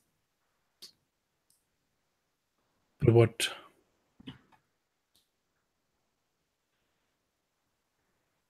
Would it be consort, like the knowledge that we have we're using against him? So it's consort, yeah. Consort is kind of like empathy, right? It's like it's not. Yeah, I think like socializing. Samaria is helping you here, like over the comms. Tell him he doesn't have to get involved in this. Will not stick his name to it. Yeah, like consort is like when you play good cop, bad cop. Bad cop is going to use control or command to intimidate, and the good cop is going to be using consort, be like, hey, this can be a lot easier for you. I mean, that's what I was trying to do, but you said I wasn't doing a very good job at. No, I'm asking. Like, I want to reaffirm that's what you're going for, just to make sure. Yeah, I think that is what I'm going for. Because before I was saying like, oh, we can be partners, right? And then he pulled a gun on us. So. Yeah, but there would you did give a reason why you would be partners, and well, that's not when he pulled the gun. He pulled the gun after two people in like camo gear attacked him.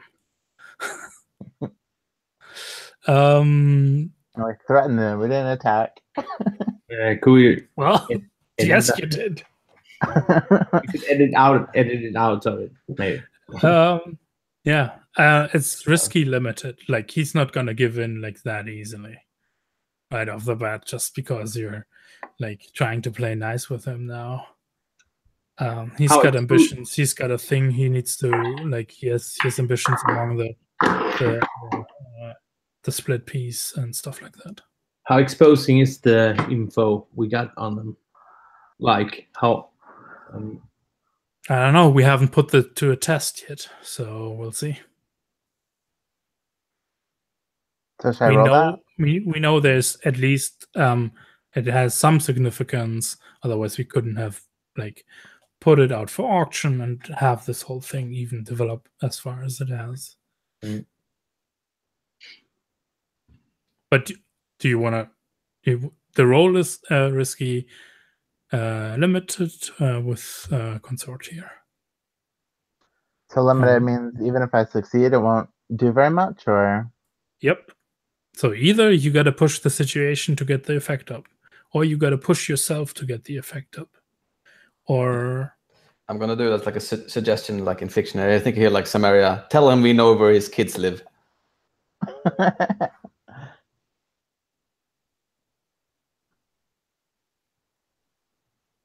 are you saying that to him? No, I'm saying that to. No. Yeah, I'm asking Hicks.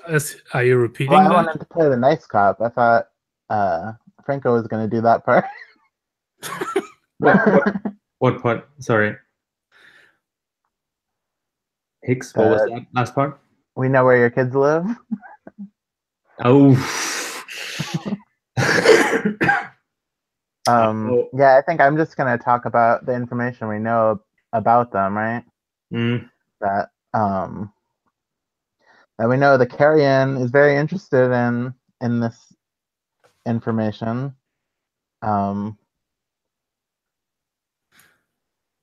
So yeah, I think it's also maybe either be partners or against you. Yeah, this is so. My question here is, what do you want to do with the role? It is currently risky, limited. Are you trying to push the situation or to get more effect, but make the situation even more, like even riskier? Or do you want to push yourself to make the position better? Like, I'm getting that Franco will want to try to help, which will be an assist die, which will cost him 1 stress. Right. Or maybe potential. I think we're pushing the situation just by using more time, right? Like there's a clock going where people will find us because he already made all this noise. I Yeah, mean, like he that makes sense. Like making him sweat a little bit before you even start talking to him about stuff, which will also drive Farah and Samaria nuts.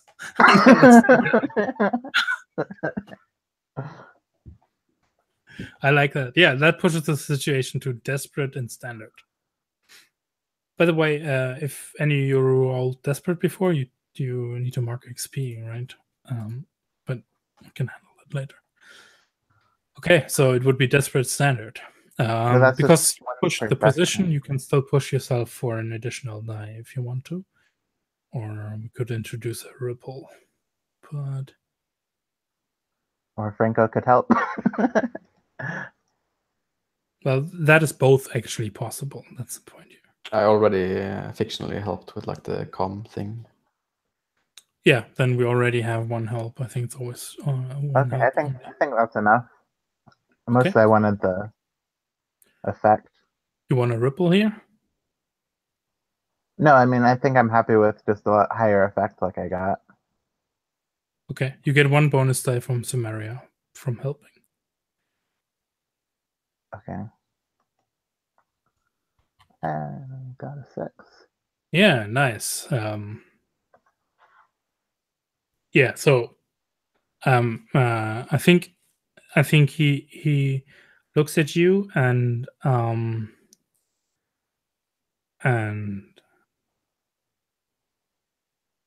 I think he looks straight at the drone even, and he's like, "Yeah, fucking right.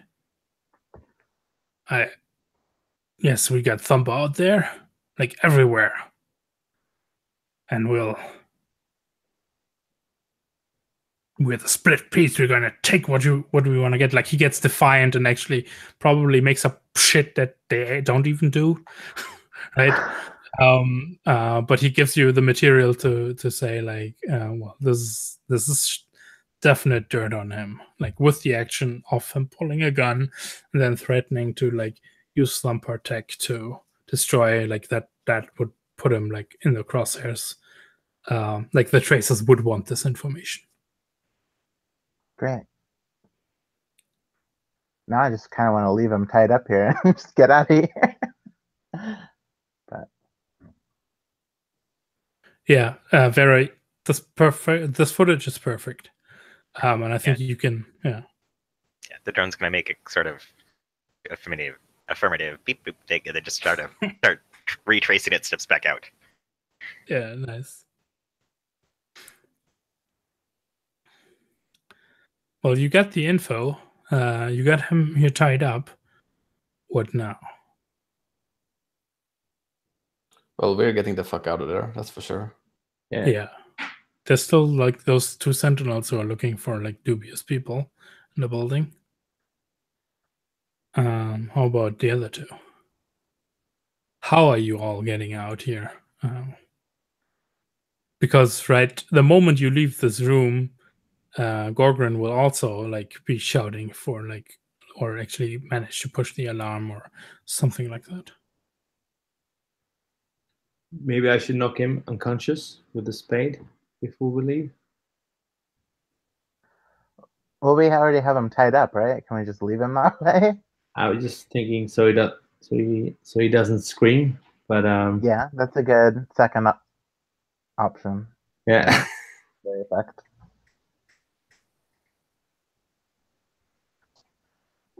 Okay, yeah. So you knock him out, and like he goes like thump over. You hope you didn't kill him, but we'll see. What do you do now? Are there windows we can get out of, or what does this place look like? There's a back room, right? And there's a curtain, and there's like busy Split Pea Street out up in front, and Green Mile Street, and like there's split peas everywhere. We're watching, and you both look like a bit like a mess. I mean, you Hicks, you're even packing gear, right? So you went in there with 5 load. You definitely look obvious and will get second glances from any security people. But we do have like camo tech, so that's a good start. Yeah. Does so you want to both leave invisible? Yeah. So how does this work, right? What I'm a little bit confused about is one of you has it just as an item, and one has it as a special ability that actually costs use. Yeah, mine is only partial camouflage. I have a partial camouflage that I can transform into active, becoming invisible for a few moments. So it's more like something that takes some effort to activate, and then it's just there for a few seconds. So I'm dressing. I've just loaded a light load before embarking on this mission. So I guess I'm gonna try to just move smoothly out on the streets and try to blend in with any people around these areas or something like that. So here's the thing that sounds to me like like what action are you using? Prowl. Ghost. Yeah. Definitely sounds like controlled with great effect, right? Like that's probably not an immediate super dangerous consequence that this might have if it goes wrong. And I think great effect really is you get out clean. What is the thing that you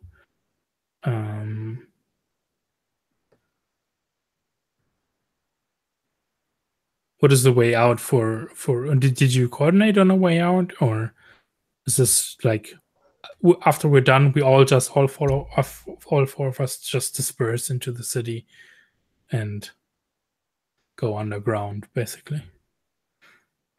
Well, I do have some more gear. I kind of want to use that to get out. I was thinking of using like climbing gear, like climbing out. I thought that would be cool. Like no one looks up, even if the room is really crowded.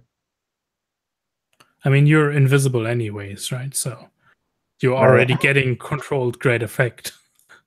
But if you want to like spice that up with a description like that, that's cool. But it's difficult to be invisible in a room full of people, right? Because I'll still bump into them. Yeah, that's cool. You can do this however you like. So is this my question, is this individual things, or is this something you all do together? I mean, probably like 2 and 2 in the groups we're in. At least for me and Vera, it doesn't really make sense to split up, as we're not really. I mean, we're not in any heat at the moment. Yeah. Are you even in the building? No. They're Okay. in a different building on the other side of the street.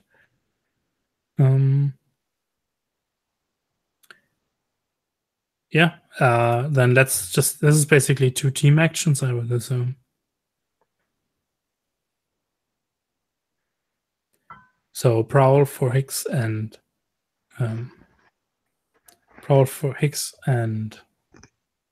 Franco.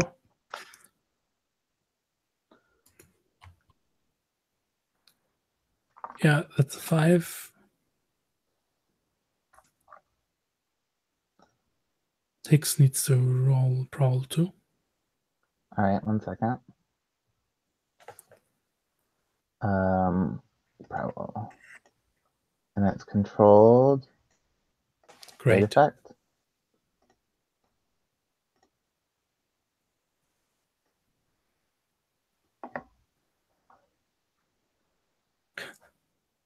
Yeah, I mean, I think you do it, but I think afterwards there will be signs that once someone starts looking through security cameras and stuff, that will point to, whoa, shit, they use some specialized tech here, and that creates 1 point of heat unless you want to resist that.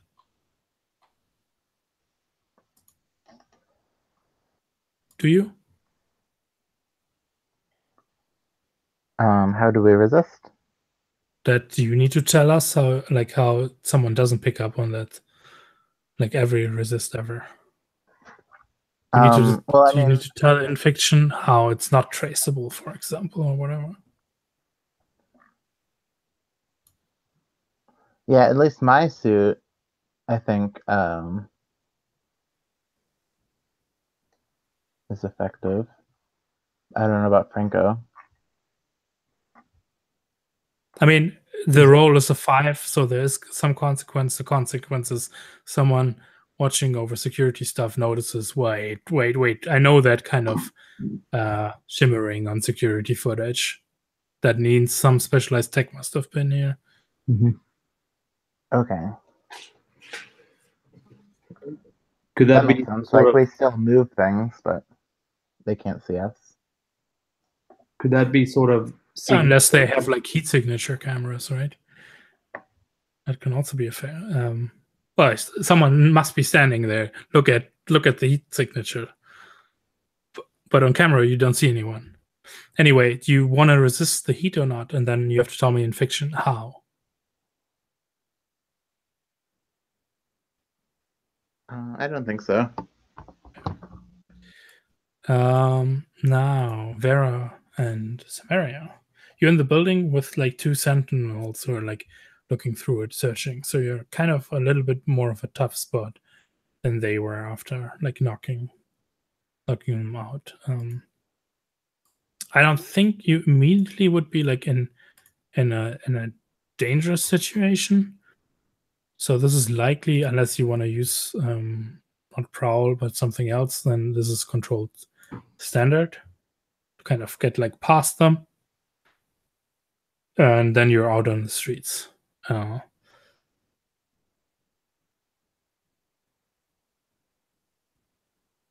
Vera is looking like she's packing, right? I don't know how Samaria's load is. Normal. I expected I did a lot more equipment than I did, given that everything I used doesn't take up load. Yeah, so you might like accrue some attention here still. I mean, you can also dump load and say, well, let's take out like 1 load was like normal civilian clothing, and we just dump our other equipment here and look like normal people. That's also a cool way to do it. Yeah, I mean, maybe I brought some hidden paths to the forged. So we go like in the sewers or something instead. Yeah, sounds good. I can tick it off my Well, I have the item slots for it, so What action rating are you using? So you go down to the building and into the basement of the building.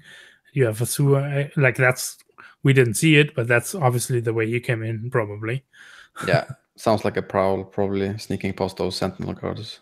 Yeah. I mean, if not, it wouldn't be a roll at all, probably. I mean, if you want to push it to great, that will get you out clean. Yeah, sure. Via position, or you want to push it via stress? No, let's push it via position. Okay, so that's risky. I mean, the great. worst thing that's gonna happen, we're gonna get some stress, which is not too bad since it's the last episode, I guess. Yeah. Also, I have 4 more stress too. Yeah, it could be that the prowl or the ghosting turns into a running away, but that's fine, right? Yeah, you move swiftly to get out of there. Yeah. I'm gonna push myself too to get an extra die. This is a team action, so you both need to roll the same action. Yeah. Do you want it to do something, Vera? Push it with stress to get another die, or leave I'll behind a push ripple. myself. Sure. You push yourself. Okay. So bonus die for each of you. I am leading it, or are you? How good are you at prowling? I've got 2 dots in prowl. Then you can lead. Okay. And it was what position again? Risky, great. Great, cool.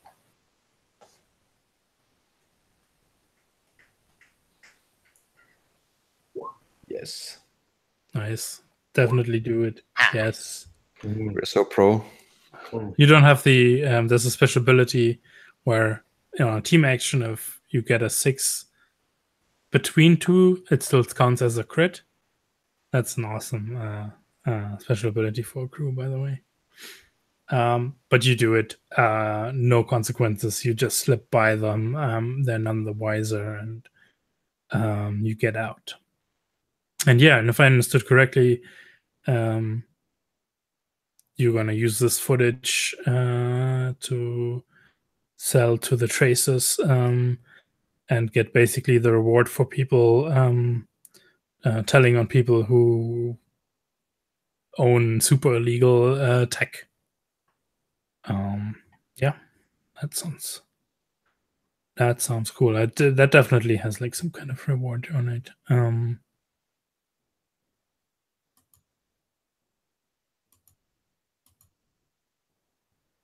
Let's see.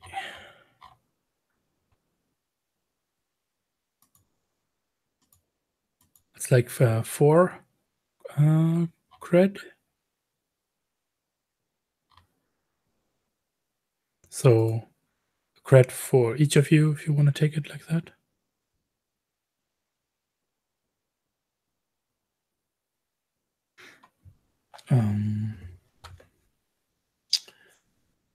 Also rep. So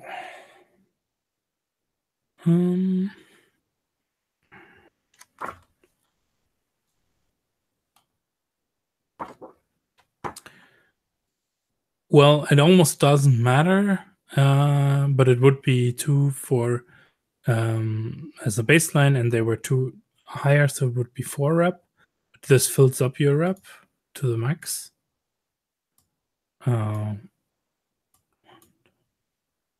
So 3 above that,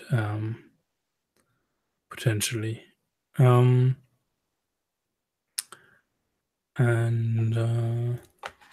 yeah. what does it cost again to level up on crew?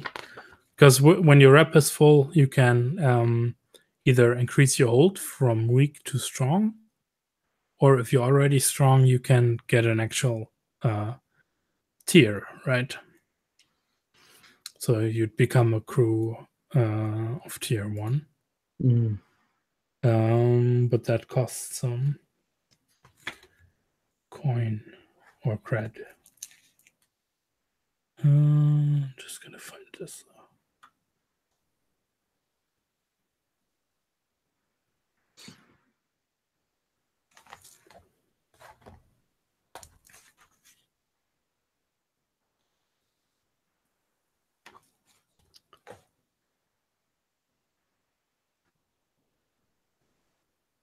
If we increase our tier, does that mean that we get other crew members, NPCs, that will help us out? Or does it just mean that we get more resourceful, or? Yeah, it means you like your general power level is higher. Mm-hmm. So next time you wouldn't start at risky no effect when confronting this guy. You already started a tier 2 person, right? You would already start at risky limited effect and would only need to push it one level up to get a normal effect on someone. Okay.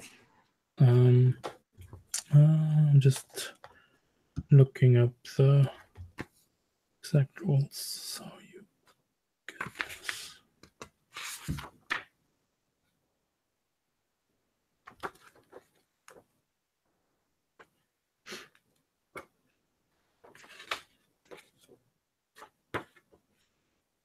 Here, okay.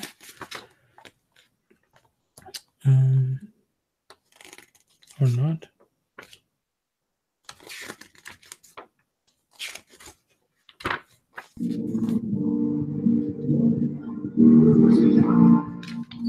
Sorry.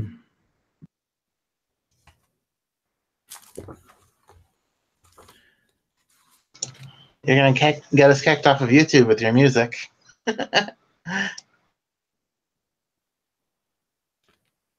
You got a 1 cred, by the way. Yeah, sure. I don't know if you got that.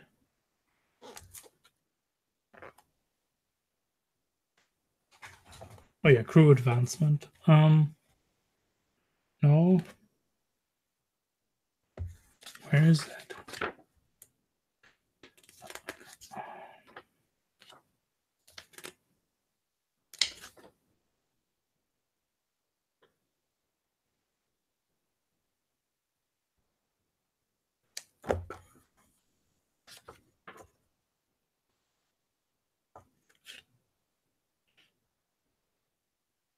I'm trying to look up what the cost of it is.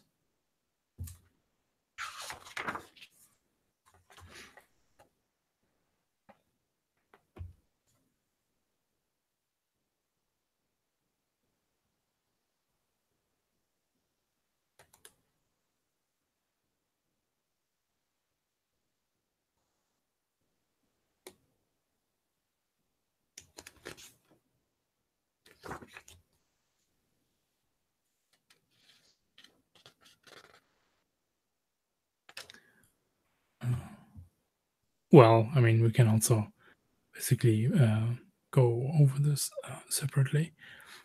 But you would, so you would now be like tier 1, but with weak hold.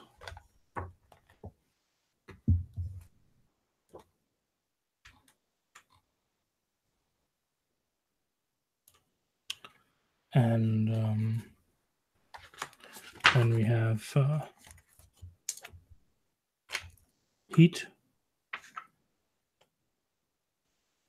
to do from the score.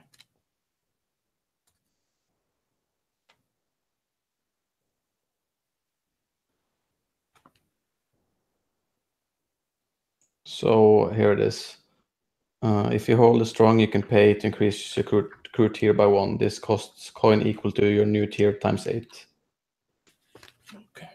So do you have 8 cred? You just got 4 from this score. here we got 4 from the last one too. So if nobody spent their money on this stuff, we should have. Yeah. And it'll definitely, like, this is establishes you this also kind of puts you on the map. Yeah, you're tier 1, but you're tier 1. That's not a tier 0. You're not like, right? You do something, you have something, you're this community outside, that is considered tier 1 now. If you pay the cred for it. Yeah, we're no longer nobody. We're just like some shit. Small operations. fish. Yeah. Mm. And so heat for this score, though, we still have to do. So it's 0 heat if it was smooth and quiet, low exposure. 2 heat for contained, standard exposure. 4 heat for loud and chaotic, high exposure. 6 heat for wild, devastating exposure. What do you think? I think it's 2 heat, right? It's contained, standard exposure. I mean, you were very openly antagonizing the split peas, but you didn't leave any. Like, there was a fight, yeah. A gun was drawn, but someone was disarmed. So I would say 2 heat for that. I'm not going to count them as, well, +1 heat for a high profile or well connected target. +1 heat if the situation happened on hostile turf. Well, that's definitely the case. So it happened on hostile turf. So that's 3. But no killing involved, so 3 heat for this whole thing.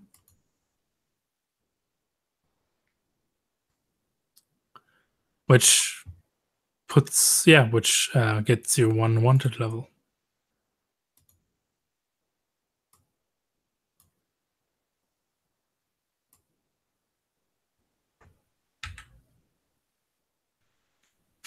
I'm not sure if it's called wanted in Hack the Planet, so that's a question there, but it probably is. Is it wanted from a law enforcement perspective, or? Yeah, from the corporations, like, oh no, they're trouble, they're hassle. You might want to do something about them. Mm-hmm. This mainly comes into question now during entanglements, right? Remember before you had to roll 2 dice and we took the lowest. Now you take 1 die, like as much as you wanted level basically, and roll that. So someone needs to roll fortune with 1 die.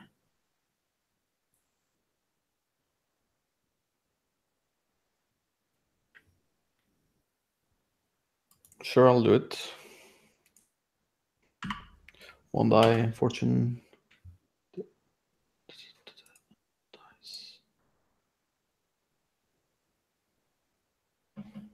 Yep. So that's gang trouble or the usual suspects. Gang trouble would be one of your gangs and you don't have one. Causes trouble, or other cohorts causes trouble due to their flaws.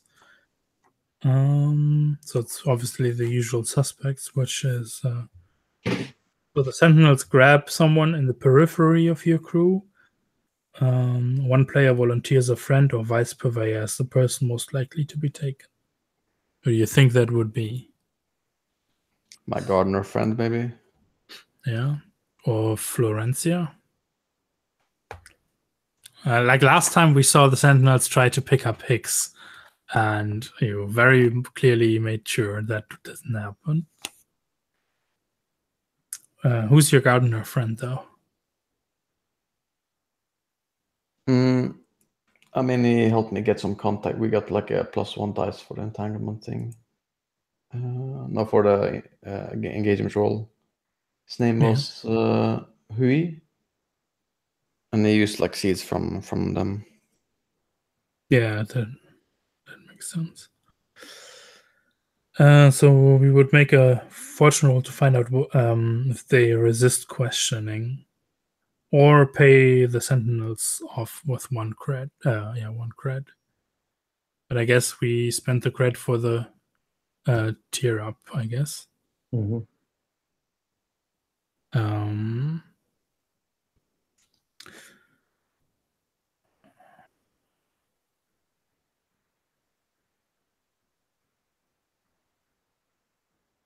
Yeah.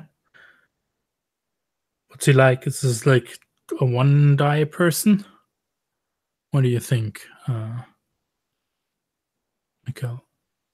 One die person. What does that? Yeah, I don't know. What does that mean?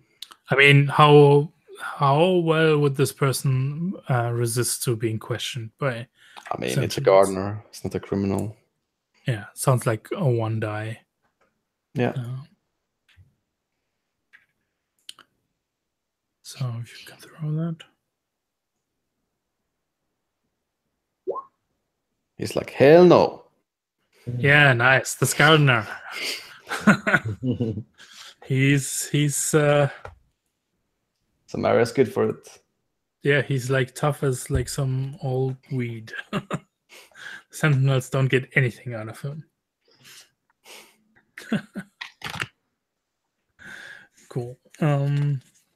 So here's a question, right? As this is like the last sessions, do we want to do like a kind of epilogue or discuss where would this crew be going now, or how do you see the future of them,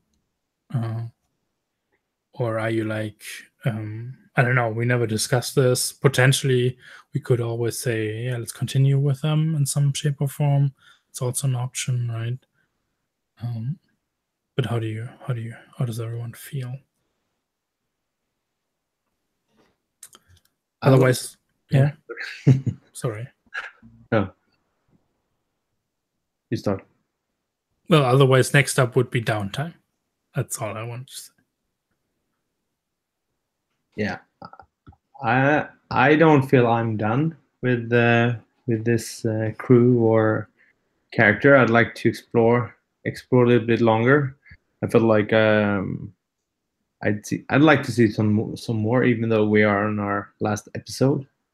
So maybe more sum up a little bit what happened and what could happen next, rather than an epilogue, maybe. Yeah, it's definitely not an epilogue where you're like, yeah, and this is how they live the rest of their lives, right?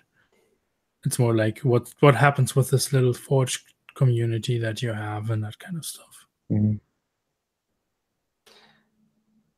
Yeah, we could do like a small what could be like a next thing. I guess I like, since we're not playing more sessions after this, I think maybe it makes less sense to do downtime. Maybe, I don't know what you other guys think, but Yeah, if someone has like, I want to do my downtime to get whatever. I mean, I'll be fine with that. But yeah, I'm also fine with if someone needs to have a specific scene they want, we can just do this in free play, right? we can do like the scene when we get back, because you can build like of epilogue thing from that, I guess. Mm-hmm. I mean, that's an interesting scene, possibly, since things went a little south. Yeah. What does it look like? I'm interested in that too. Yeah, who comes first? I think you would, because it's easier for that crew to get out. We somehow beat them back, even though we're threading through the sewers. Yeah, I think like Samara like comes into the ship and like throws her jacket on like the thing and like, fuck.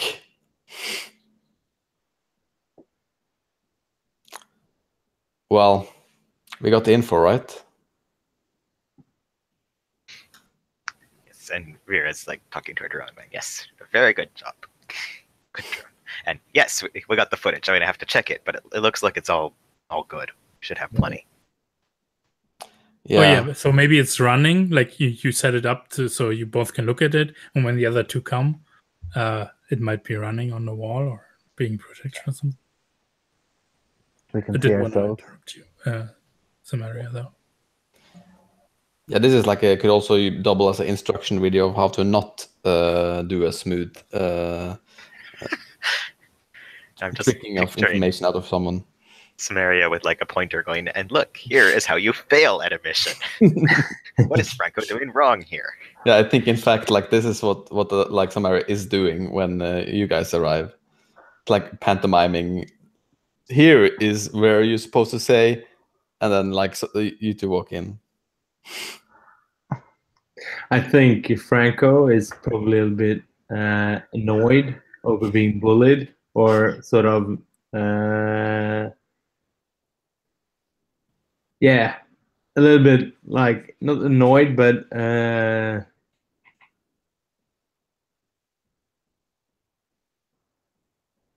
stressed over not being understood. Like, we did what we could, okay? You wouldn't have done anything better, right? A little bit like what do you call it? Ashamed, maybe, sort of. But he doesn't apologize. So I think he's a little bit too proud for it. He normally avoids conflict, but it went out of hand. So yeah. Vera is normally a very stolid, unsmiling sort of person, but she just laughs at this and goes back to watching the footage. I think like Samara like smiles at that too a little and says like, "Hey man, chill out. It's fine. Just next time, instead of like smashing him in the throat, like ask him what the information you want is first." Yeah.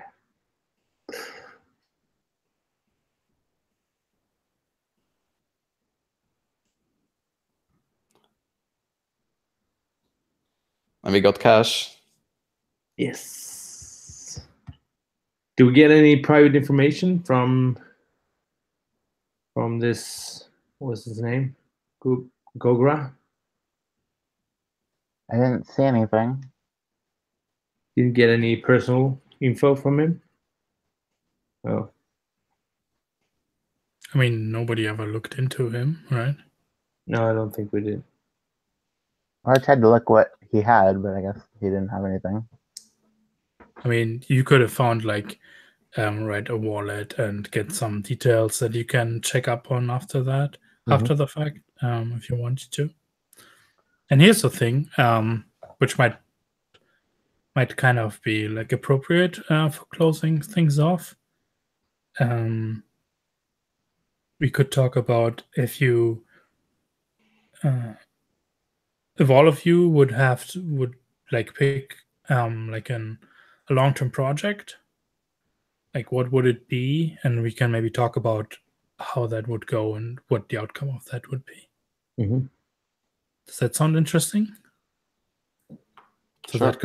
Sure. that would give you a little bit of, oh yeah, this is what my character would be doing next. We could talk a little bit about what they probably would find out. I have a question, by the way. Yeah. Franco did something desperately when he fought with Gogra, and there was a ripple, I think, where the complication was that it could affect his relationship with Hansel. The Hans just pissed at you, right? Yeah, because but he managed it. That Franco did manage that blow. So did that still happen, or? Yeah. So ripple means doesn't matter what happens, how well or bad you roll, this is happening. All right. Right. So when this is also when Gogra gets taken in, he 100% knows why he's getting taken in and who ratted him out. So everybody will kind of like, this will be common knowledge that you cooperate with the tracers. That's also like an in-fiction thing that will be true once he gets taken in on the basis of this information, right? Because we had the ripple that he clearly knows. He sees the camera drone or the drone that's recording him saying this stuff. Yeah. Okay. But you got an extra die.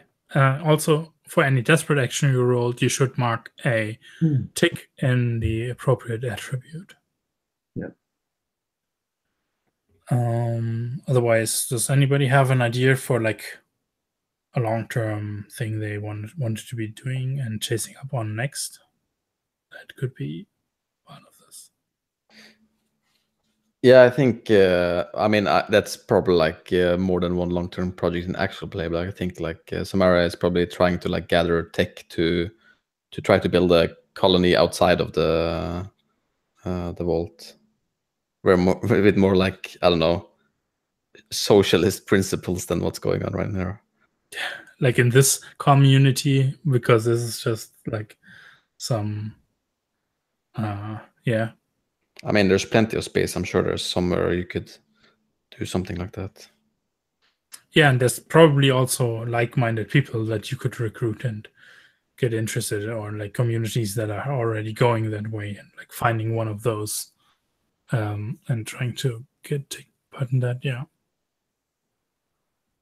Yeah, I can see that. That would definitely be an interesting story to follow, I think. Does anybody else have an idea what their character would be up to after this? I think Hexwood was like inspired by the split peas and would want to get into more gene splicing and biohacking type thing, so that they don't have to depend on the split peas. Yeah, exactly, because the relationship with the split peas will like dip now, right? The faction status with you would decrease after what happened. Right. We don't want their drama anyway. Yeah.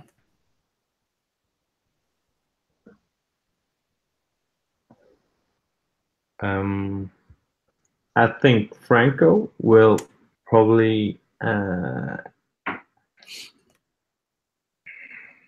try to make up with what he fucked up with Hansch, the data broker. Try to make amends and maybe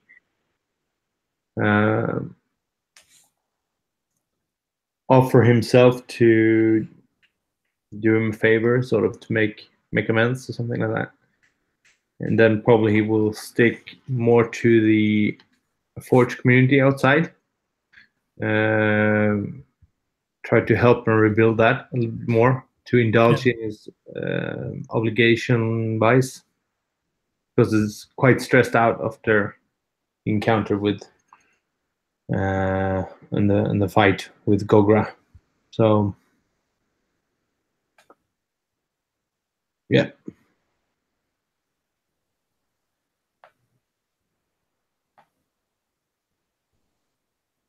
By the way, is anyone actually trying to follow up, find out what the split peas were actually up to out there?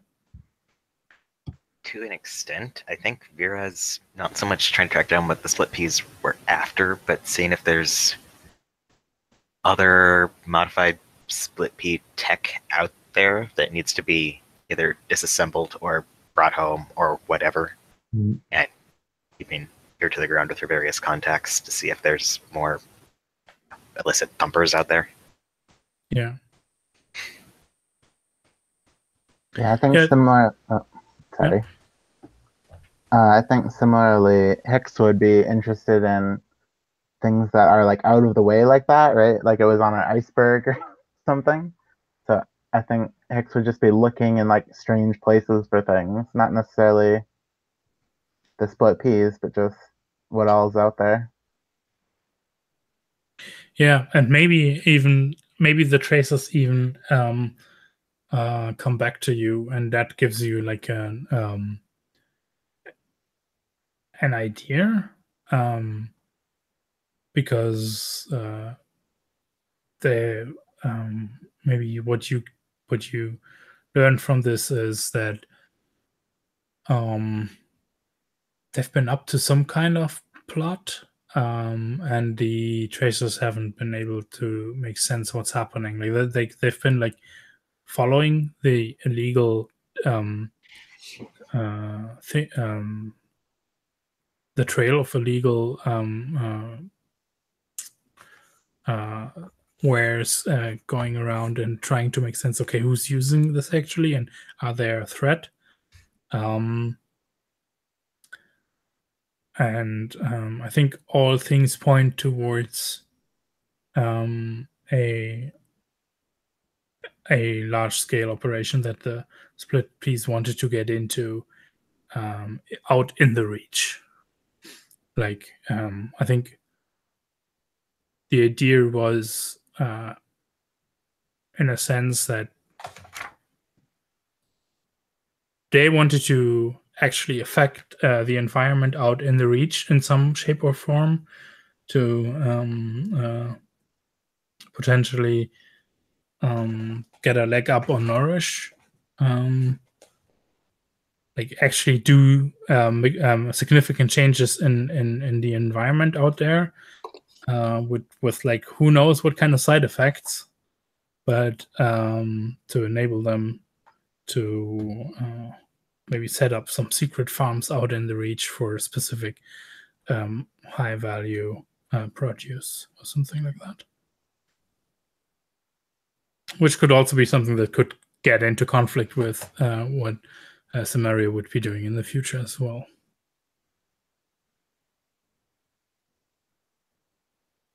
Yeah.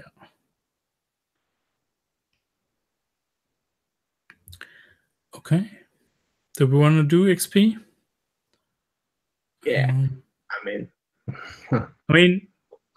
Sorry. You can probably I don't know if you're getting in on some of the other Hack the Plan playtests.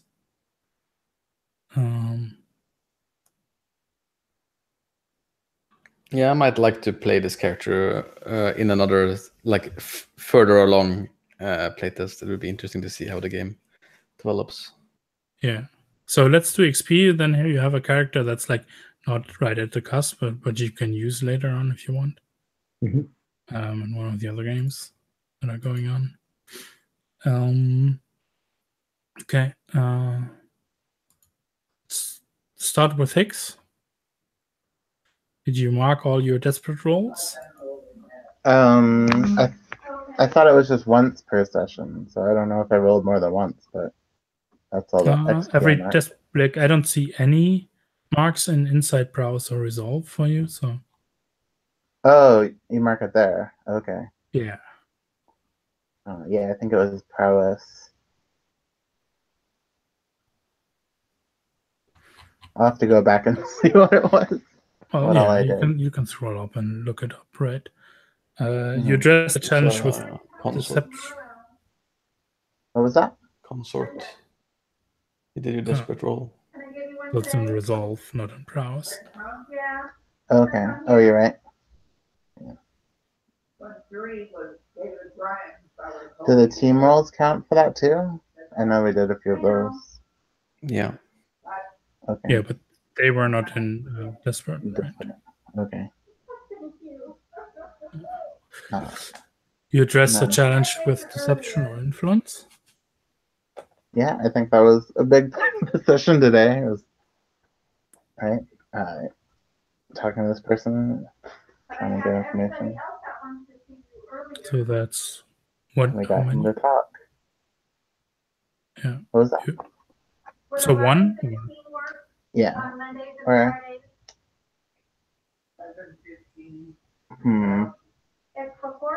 I think it would be 2, because that was a big part of the session. It wasn't necessarily successful all the time, but I think I. Yeah, you also use deception with like the flickerware. Right.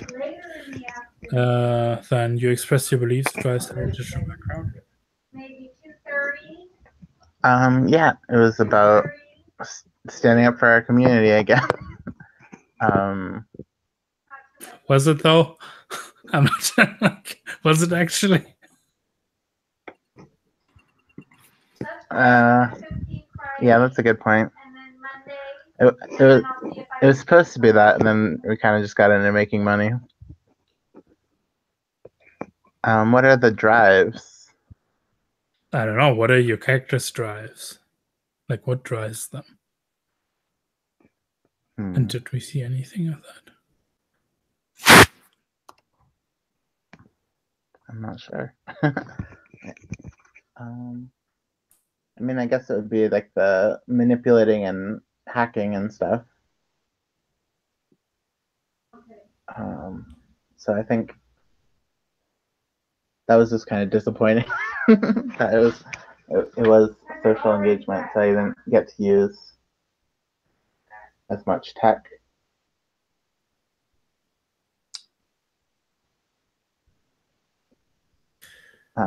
So how many?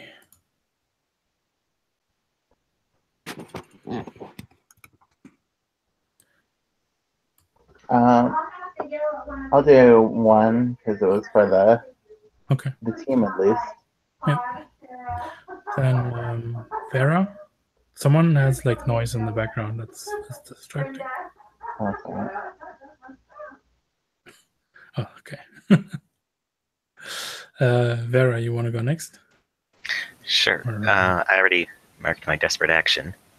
So address a challenge with tracking or perseverance. I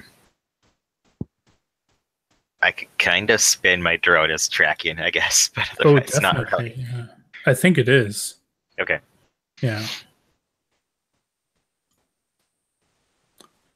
Tracking is a tricky one because it's often needs to be used very malleable in a way, like interpreted that way. Yeah, because I imagine there probably aren't a lot of scores in here where it's actually straight up hunting a thing, which seems to be what the lens is kind of aimed toward. It could be, but you pushing that into great effect makes it like a key situation in the scene as well, in the score. So I think it's well deserved. Okay.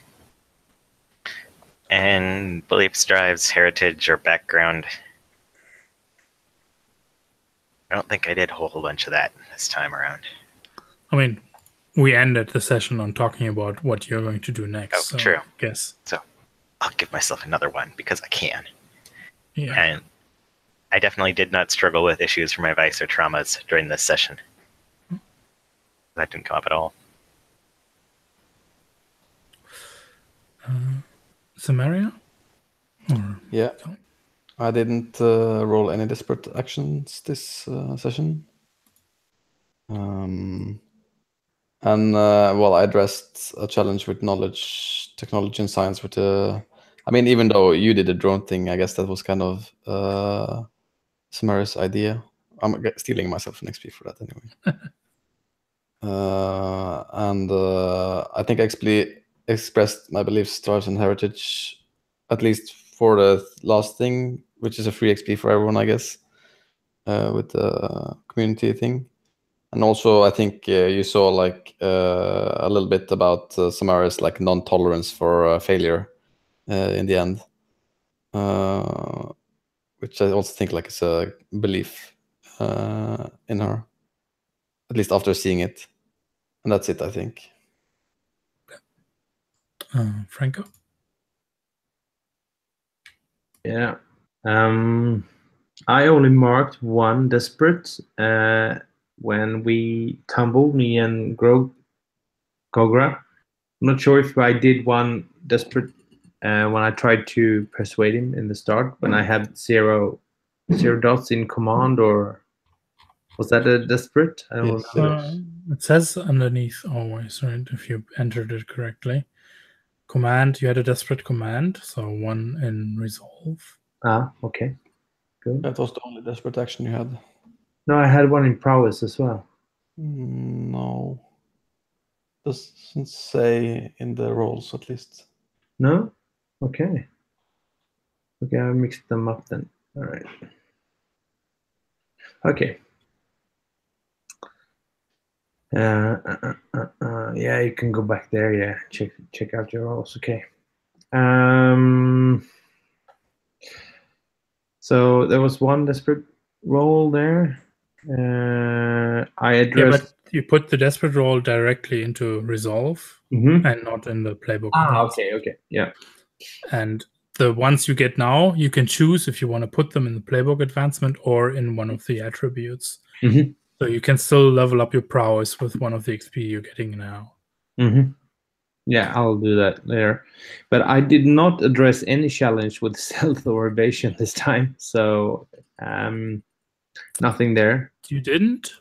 Not with stealth, I think. I mean, you resisted with evasion. Like you were evading being stabbed and that kind of shit. That sounded like evasion to me. Okay. Like, yeah, don't okay. be so hard on yourself. Like, think about how you can angle shit to give yourself XP. All right. Yeah. Okay. I didn't express my beliefs or Rise, though. I don't think we didn't even touch upon his background this time. I only took 50% of our playtime today with fighting a guy. So, well, I think you expressed your like a belief when the way you reacted to Samara's joking about how you handled it. I was going to say that too. That we saw that Reko clearly doesn't take failure and ribbing of such so well. Kind. Okay, thanks. All right. Okay. I struggled with issues for my vice traumas. Nope, I did not. So two advancements there. Yeah, and you can put one of them in prowess. That would make it full, and then you can give yourself another dot in any of the finesse prowl skirmisher rack. Yep. Okay. Do I do that now or? Oh, I mean, you can do it now, or if you don't know which one you want to go for. Put one in prowess in skirmish, so I have a little bit more. Combat is that in hack, I think. Makes sense, I think. Yeah, that makes sense. Then we have crew, and crew is execute so a successful espionage, sabotage, or theft operation. I mean, arguably, you sabotage someone's career, so. That's right? true. You wrecked this guy pretty in all ways. Pretty good. Both his face and his career. Yeah, exactly. Oops. And you contend with challenges above your current station. I mean, definitely, right? Yeah. Definitely 1. I don't know if it's 2. Absolutely. 1 sounds about right. And bolster your crew's reputation or develop a new one. Your reputation is ambitious. I mean, I think maybe like a ruthless or something is a new reputation now after. Yeah. Yeah. Or something like, I mean, you just tell you rat out people to the authorities. I don't know if that that is a thing. I mean, people, they're dealing with like weapons of mass ecological destruction. They're not people, just like random people were giving up to the authorities. Yeah. I feel like we can sort of roll that into ambitious, though, because we're going after the big, polluters, not really polluters, but Earth destroyers, like, or something. Turning them in and finding their tech and smashing it and punching it in the face.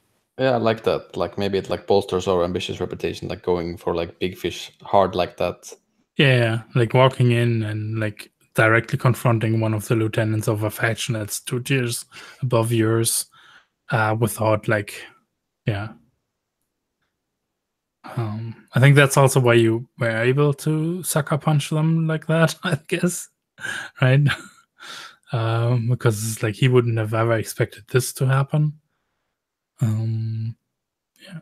And then express the gold stripes, inner conflict, or essential nature of the crew. Well, one of those definitely. We did have some conflict between the characters today, so I think there's inner conflict there.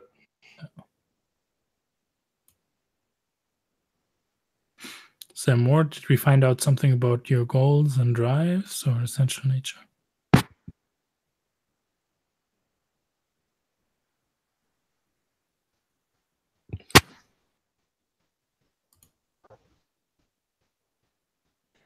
I mean, I guess like that's something you almost always tick off. Like you always find out something about the crew.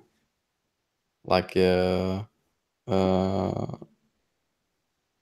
also like the way we were like unplanned and a little like we didn't, a little, I don't know, spontaneous, I guess.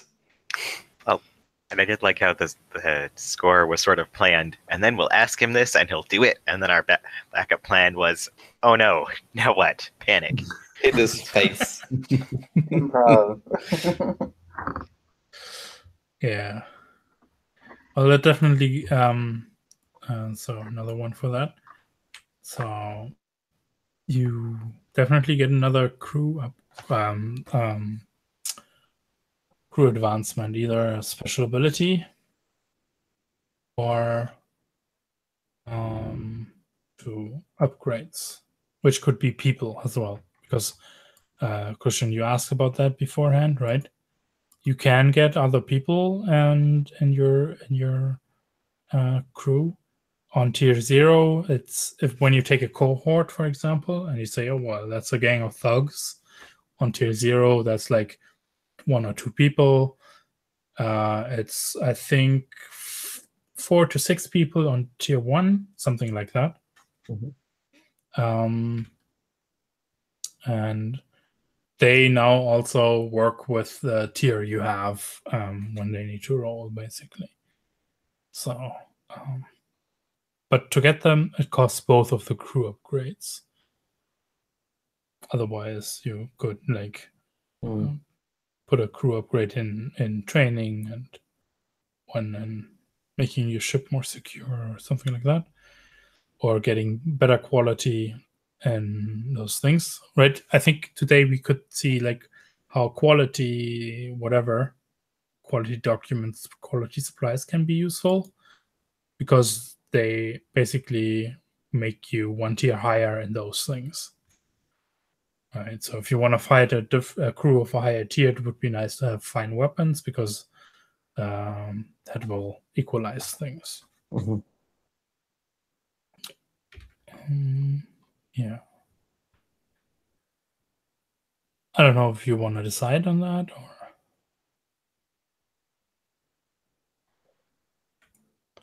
No, we can leave that. Yeah. Yeah. I think to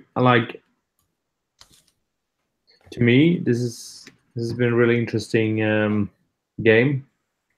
Sort of explore a very different type of cyberpunk setting. I like to bring this into another game to sort of get because getting into this, I really didn't know what to expect. So it's been a lot of exploring at the same time while playing.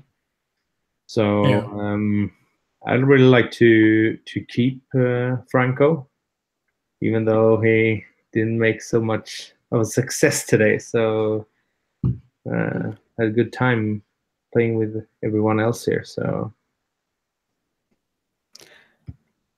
yeah, it was fun. I also liked my character a lot. I'm probably gonna like export her to another game. In my line of like, I don't know, I have a thing of playing strong female characters lately, so I do like Samaria. And I don't know about the game.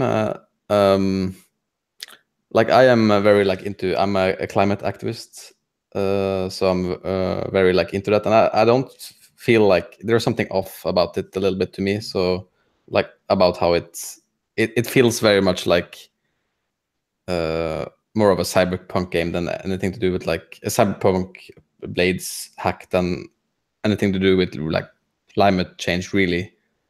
In the mechanics, at least for me. Like this, I don't know. It's like it was cool. Like the first thing we did with like I don't know. It feels a little off. Just it's hard to say because it's an early development and stuff. But like for that kind of thing, it doesn't feel like much more than blades with some other things and names on it. So right now. Yeah, is it like you would be looking? Okay, so some kind of progression system that doesn't level me up against the other factions, but levels me up in like dealing with climate catastrophes. I mean, at least like it's hard to say like what I would do, but because to understand but where. at least it feels very like the acts of God thing. We didn't really deal with at all, except from like the first small session we did after character creation. At least I was not in the second session, so. And also, like, I don't know, the whole how that ties in and how the game like centers around those kind of things. Like all my abilities almost was like linked to acts of God, and we didn't really see them in the game very much. And it's like unclear to me like how the game centers around it. Also, it seems more like there is like this faction game going on in the city, and then there's some other thing that's like the climate change thing. Yeah, outside. It has like the acts of God. They have a clock, but 4 sessions is like not like it's not really enough for another act of God to appear, I guess. In a sense, right? And I also think like we did a lot of cool stuff like in the fiction with like community building stuff, that kind of thing, which I think is like a really central piece for me personally, and like what that kind of fiction would be about. But the game doesn't really support that at all. Yeah, it definitely should. Right, we had to make sure we're outside Shelter 1 to be able to do that, in a sense, right? I'm not sure how you would do that inside of the big Cyberpunk city. I agree there. It is kind of weird. I'm not sure if there's more on the GM side of things, that most of the, I guess, world building stuff that I can see is about being in Shelter 1 and doing things there. But all the stuff I want to do is like chasing tornadoes and seeing what the weird stuff in the Reach is. And I'm like, I don't want to be a jerk and just say, I head off into the glaciers and go hiking because I can. But at the same point, I want to go explore a glacier. So Yeah, exactly. I think that's what you want to do, exploring the game, but the game tells you to care about like, I don't know. It points like in a very different directions. Yeah, I can see that. And I mean, right, we could have done that at the, like it was kind of mentioned at times, but there were no like, so the hard thing about GMing Blades is always, yeah, sure, we can do whatever you want. What, do you have any ideas? Then I can make that happen, right? But the things that we chased down were more those other ones, I guess. yeah, and some of Blades is you need to do scores so you've got money so you can afford to do anything else. And going off and exploring Reach stuff, you can probably monetize that somehow, but it's not so obvious. Yeah, maybe, right? Blades has these a couple of different plans that you're supposed to decide which you're going to use, but maybe it needs to be like a cult shouldn't, or transport, or a cult more likely shouldn't be a cult because that's not in the setting at all, but it should be like expedition or something like that. I don't know. Like that there's a specific plan that's called expedition that is about going into the I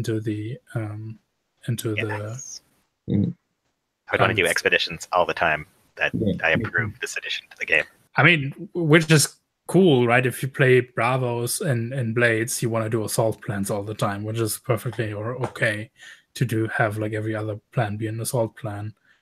Or if you're playing Shadows, every other plan is a stealth plan, which is, yeah.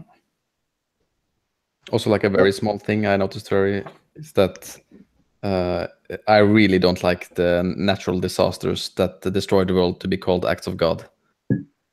It's just like don't like it. In what way? What sort of annotation? I mean, they ruined the civilization, making people having terrible lives in comparison, like in killing probably most of civilization, and they call them acts of God. Like it's almost seems like a positive thing. to me at I mean, least. I think it's like it's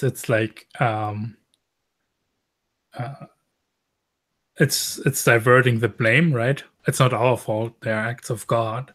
What are we supposed to do?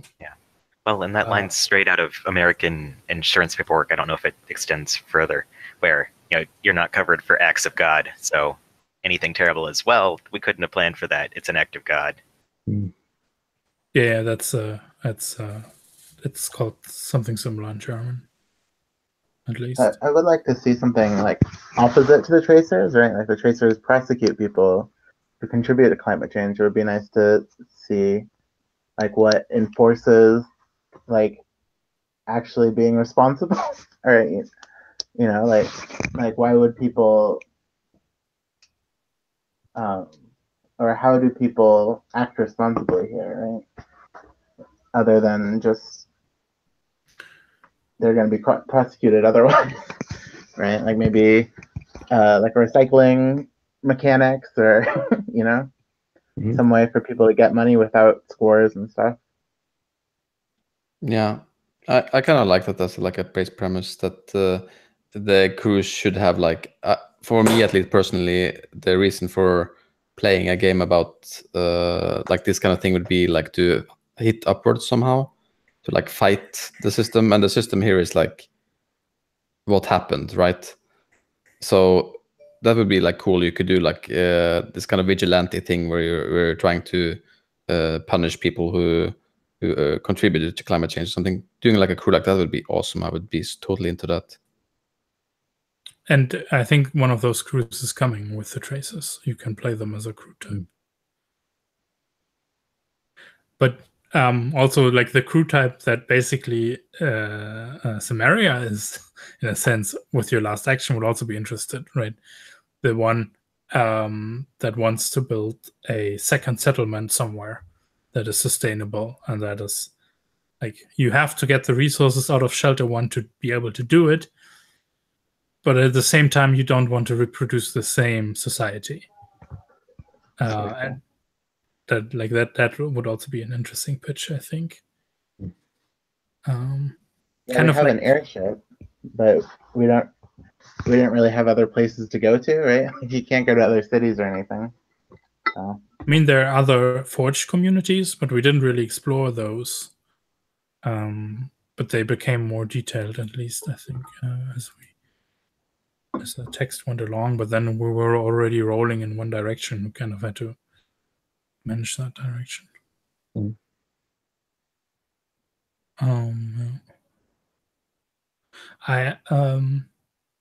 So like a different question, maybe.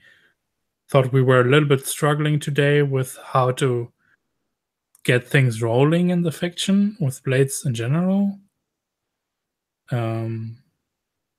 Is that a thing you also felt? A little bit. I've been struggling with Blades since I started. I've experienced it. It is a very it demands.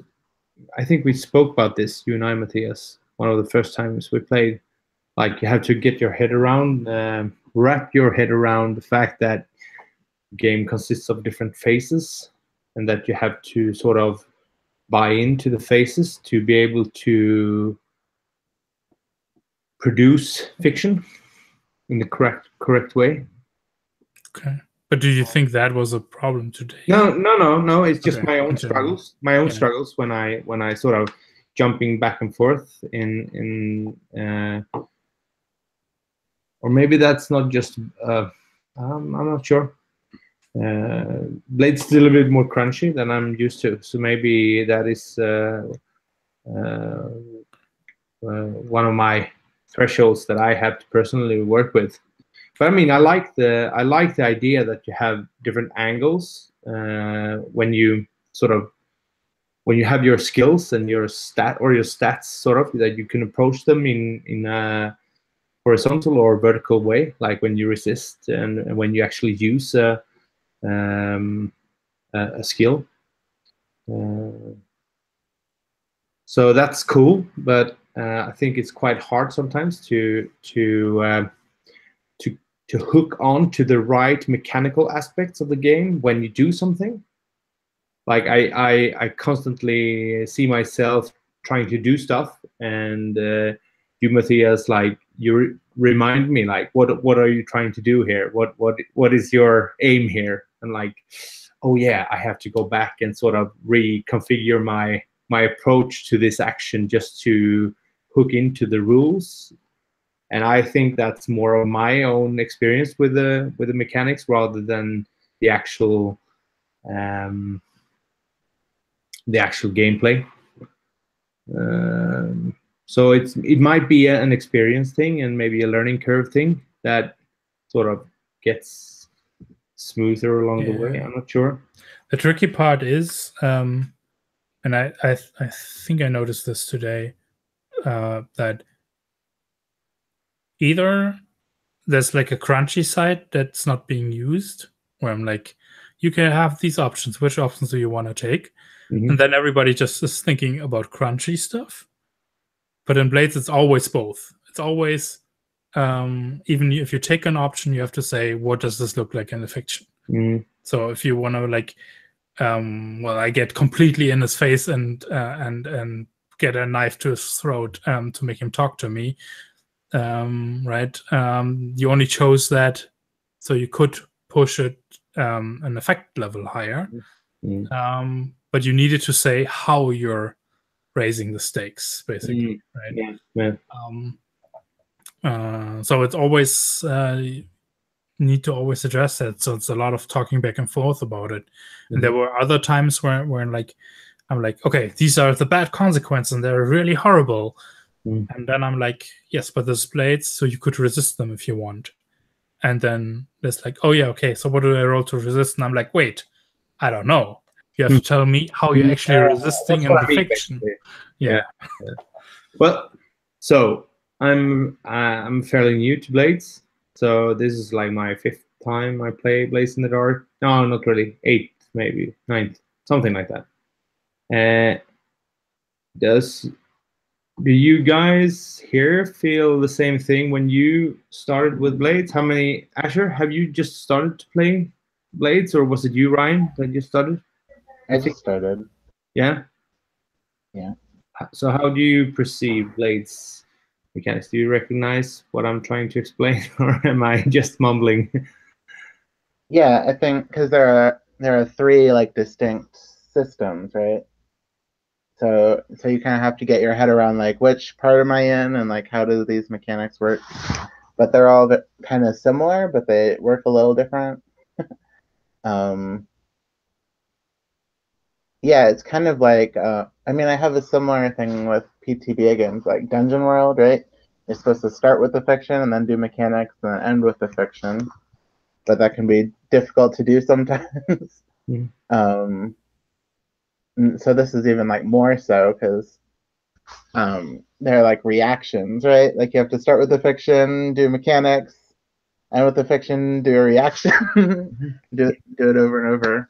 Yeah, there's no like explicit text trigger, right? It's like right when you hack and slash someone. Here it's generating this on the fly. We don't have like a concrete, oh, this sounds like this trigger here. You're trying to manipulate. You're manipulating them, right? So it's probably this this move, but it's right. much You kind more of have abstract. to trigger things. Whereas in like PTBA, you don't have to trigger things. It just happens when. I mean, you're supposed to.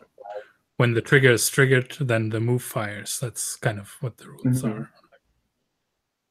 But I mean, in Blades, you're kind of forced to do things because you want the result. So, I don't know. Oh yeah, I was just curious because as I've been struggling a little bit with it, so that's been a little bit of a concern of mine. No, I don't think you should be concerned about that. Like I struggled for such a long time until I got Blades. I've been playing Blades for, I mean, 2.5 years. Okay. And I think I get it now mostly. I mean, that's how it goes. Like I mean, it's really like 2 years ago. It was in. I mean, it was open beta. But still, you've been playing since before it came out. Yeah, Saying since like something. I'm playing it for longer time when it wasn't out and when it was out, I think. But it feels like very solid in terms of from a design perspective. Like it's really tightly designed and very sort of firmly arranged. Everything it seems to have function. It's tied into one another and so on. And I really appreciate that from a sort of conceptual point of view. But I struggle a little bit with finding the But don't mean to get stuck with that. Yeah. What's your impression, Ryan? Like, I agree with Christian a lot, because I think I've also got about 8 or 9 games of Blades type systems under my belt, and I still totally do not get this system. I'll think I do, and then realize that I'm forgetting everything I'm able to do. And I feel like I'm failing it in some ways too, because when I don't understand something, I tend to sit back and just kind of watch how it goes. And with Blades, you can't do that. You have to be pushing it all the time. So I keep just kind of accidentally sitting out of the game entirely, and it's a learning curve. It's super player initiative, right? I mean, you can play it differently, but it doesn't really want to be played differently. It wants to be played that the players decide where to head and what to do. Yeah, that's the thing about Blades. I think like it's really like you have a much more power as a player than any other game I played that is with the GM. Like I can literally, that's what I like about the game too, is that like I can literally do like everything I want almost. I can just go and say, oh, this is and then like there's a position and stuff, and I can like negotiate things myself. I can resist stuff, and also it puts a lot more responsibility on the players, which makes it more demanding if you don't understand it completely than other games, I think. Because if you don't like get it, you sit there and like, oh, all the pressure, there's more pressure on you to like, yeah. And like the fiction suffers a little bit from it, I think, if more than in other games often. We can just like, yeah. It's like I can't just continue. If you don't tell me the action rating, I can't just like brush over half of that and say, let's just do these rolls, because then I'm kind of cheating you out of the Blades experience and what it wants to do, right? And if I did that, then afterwards you would be asking like, well, wouldn't this be better if it had been written like any other Powered by the Apocalypse game with like concrete move triggers? And not be so confusing. But on the other hand, it allows stuff like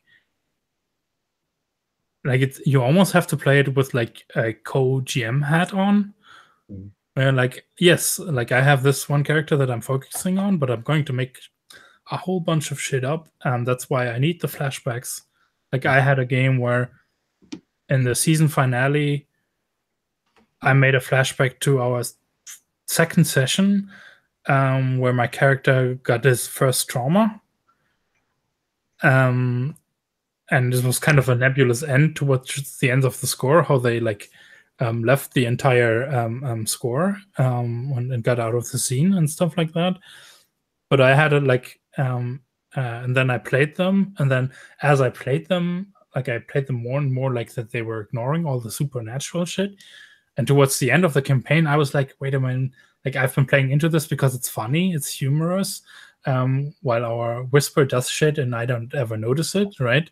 Or I always have like, I'm like, it's like coincidence that I'm always not present when there are actual supernatural phenomena in the room.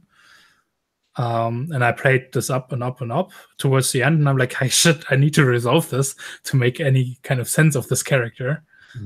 And then I was like, wait a second, maybe if he's been possessed from the second session. So I made a flashback to the second session to explain an action that he was then taking against a tier 4 NPC to basically blow their head off with a sniper shot. And that was like a lot of fun at that point. And I was backed up in the mechanics all the way, which made it feel like super emergent out of the game and out of the system, not just a kind of feared thing that the GM allowed me to do, but I was allowed because I like stuck pieces together fictionally in a way, which was super satisfying in that campaign. But yeah, it's very much like being like thinking very GM-like. I think it's super writer's room stance. It's weird in that the games that I've had where you play, the other games I've been in where you do writer's room type stuff tend not to have a lot of things that come with them. And this has so much backstory and factions and everything that I, without having the book, don't have information about, that I felt sort of like, oh, well, I'll let other people fill that in. I can't participate. And I went straight into my usual trad game. The GM knows the story, and I'm just playing one character mode. Yeah. It's weirdly loaded on that side. Yeah, I had like a rough idea what the split peas are up to, which we could have gotten more into, but that's not how the story turned out tonight. Yeah, but that was all right. Yeah, because- also usually writers' rooms games you don't have to roleplay very much, right? Like it's kind of just like talking through things. I don't know. I've been thinking about microscope and stuff. You know, the roleplay mechanics aren't usually very defined.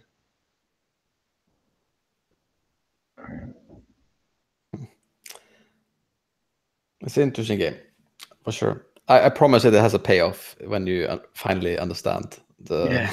Yeah. That's, I think, yeah. It's super nice to if you play that and everybody at the table has that understanding, because then you get constantly surprised by what the other players are doing, and you can really and with the ripples or devil's bargains, the GM always has a vague thing. Well, I can give you this. This will be a thing in the future, maybe. Who knows, right? Well, they have to be super clear and clear cut what the consequences are, so you know if you want to resist them. With devil's bargains, you can be vague and you can like get your fingers into every NPC that they love and stuff like that. Yeah.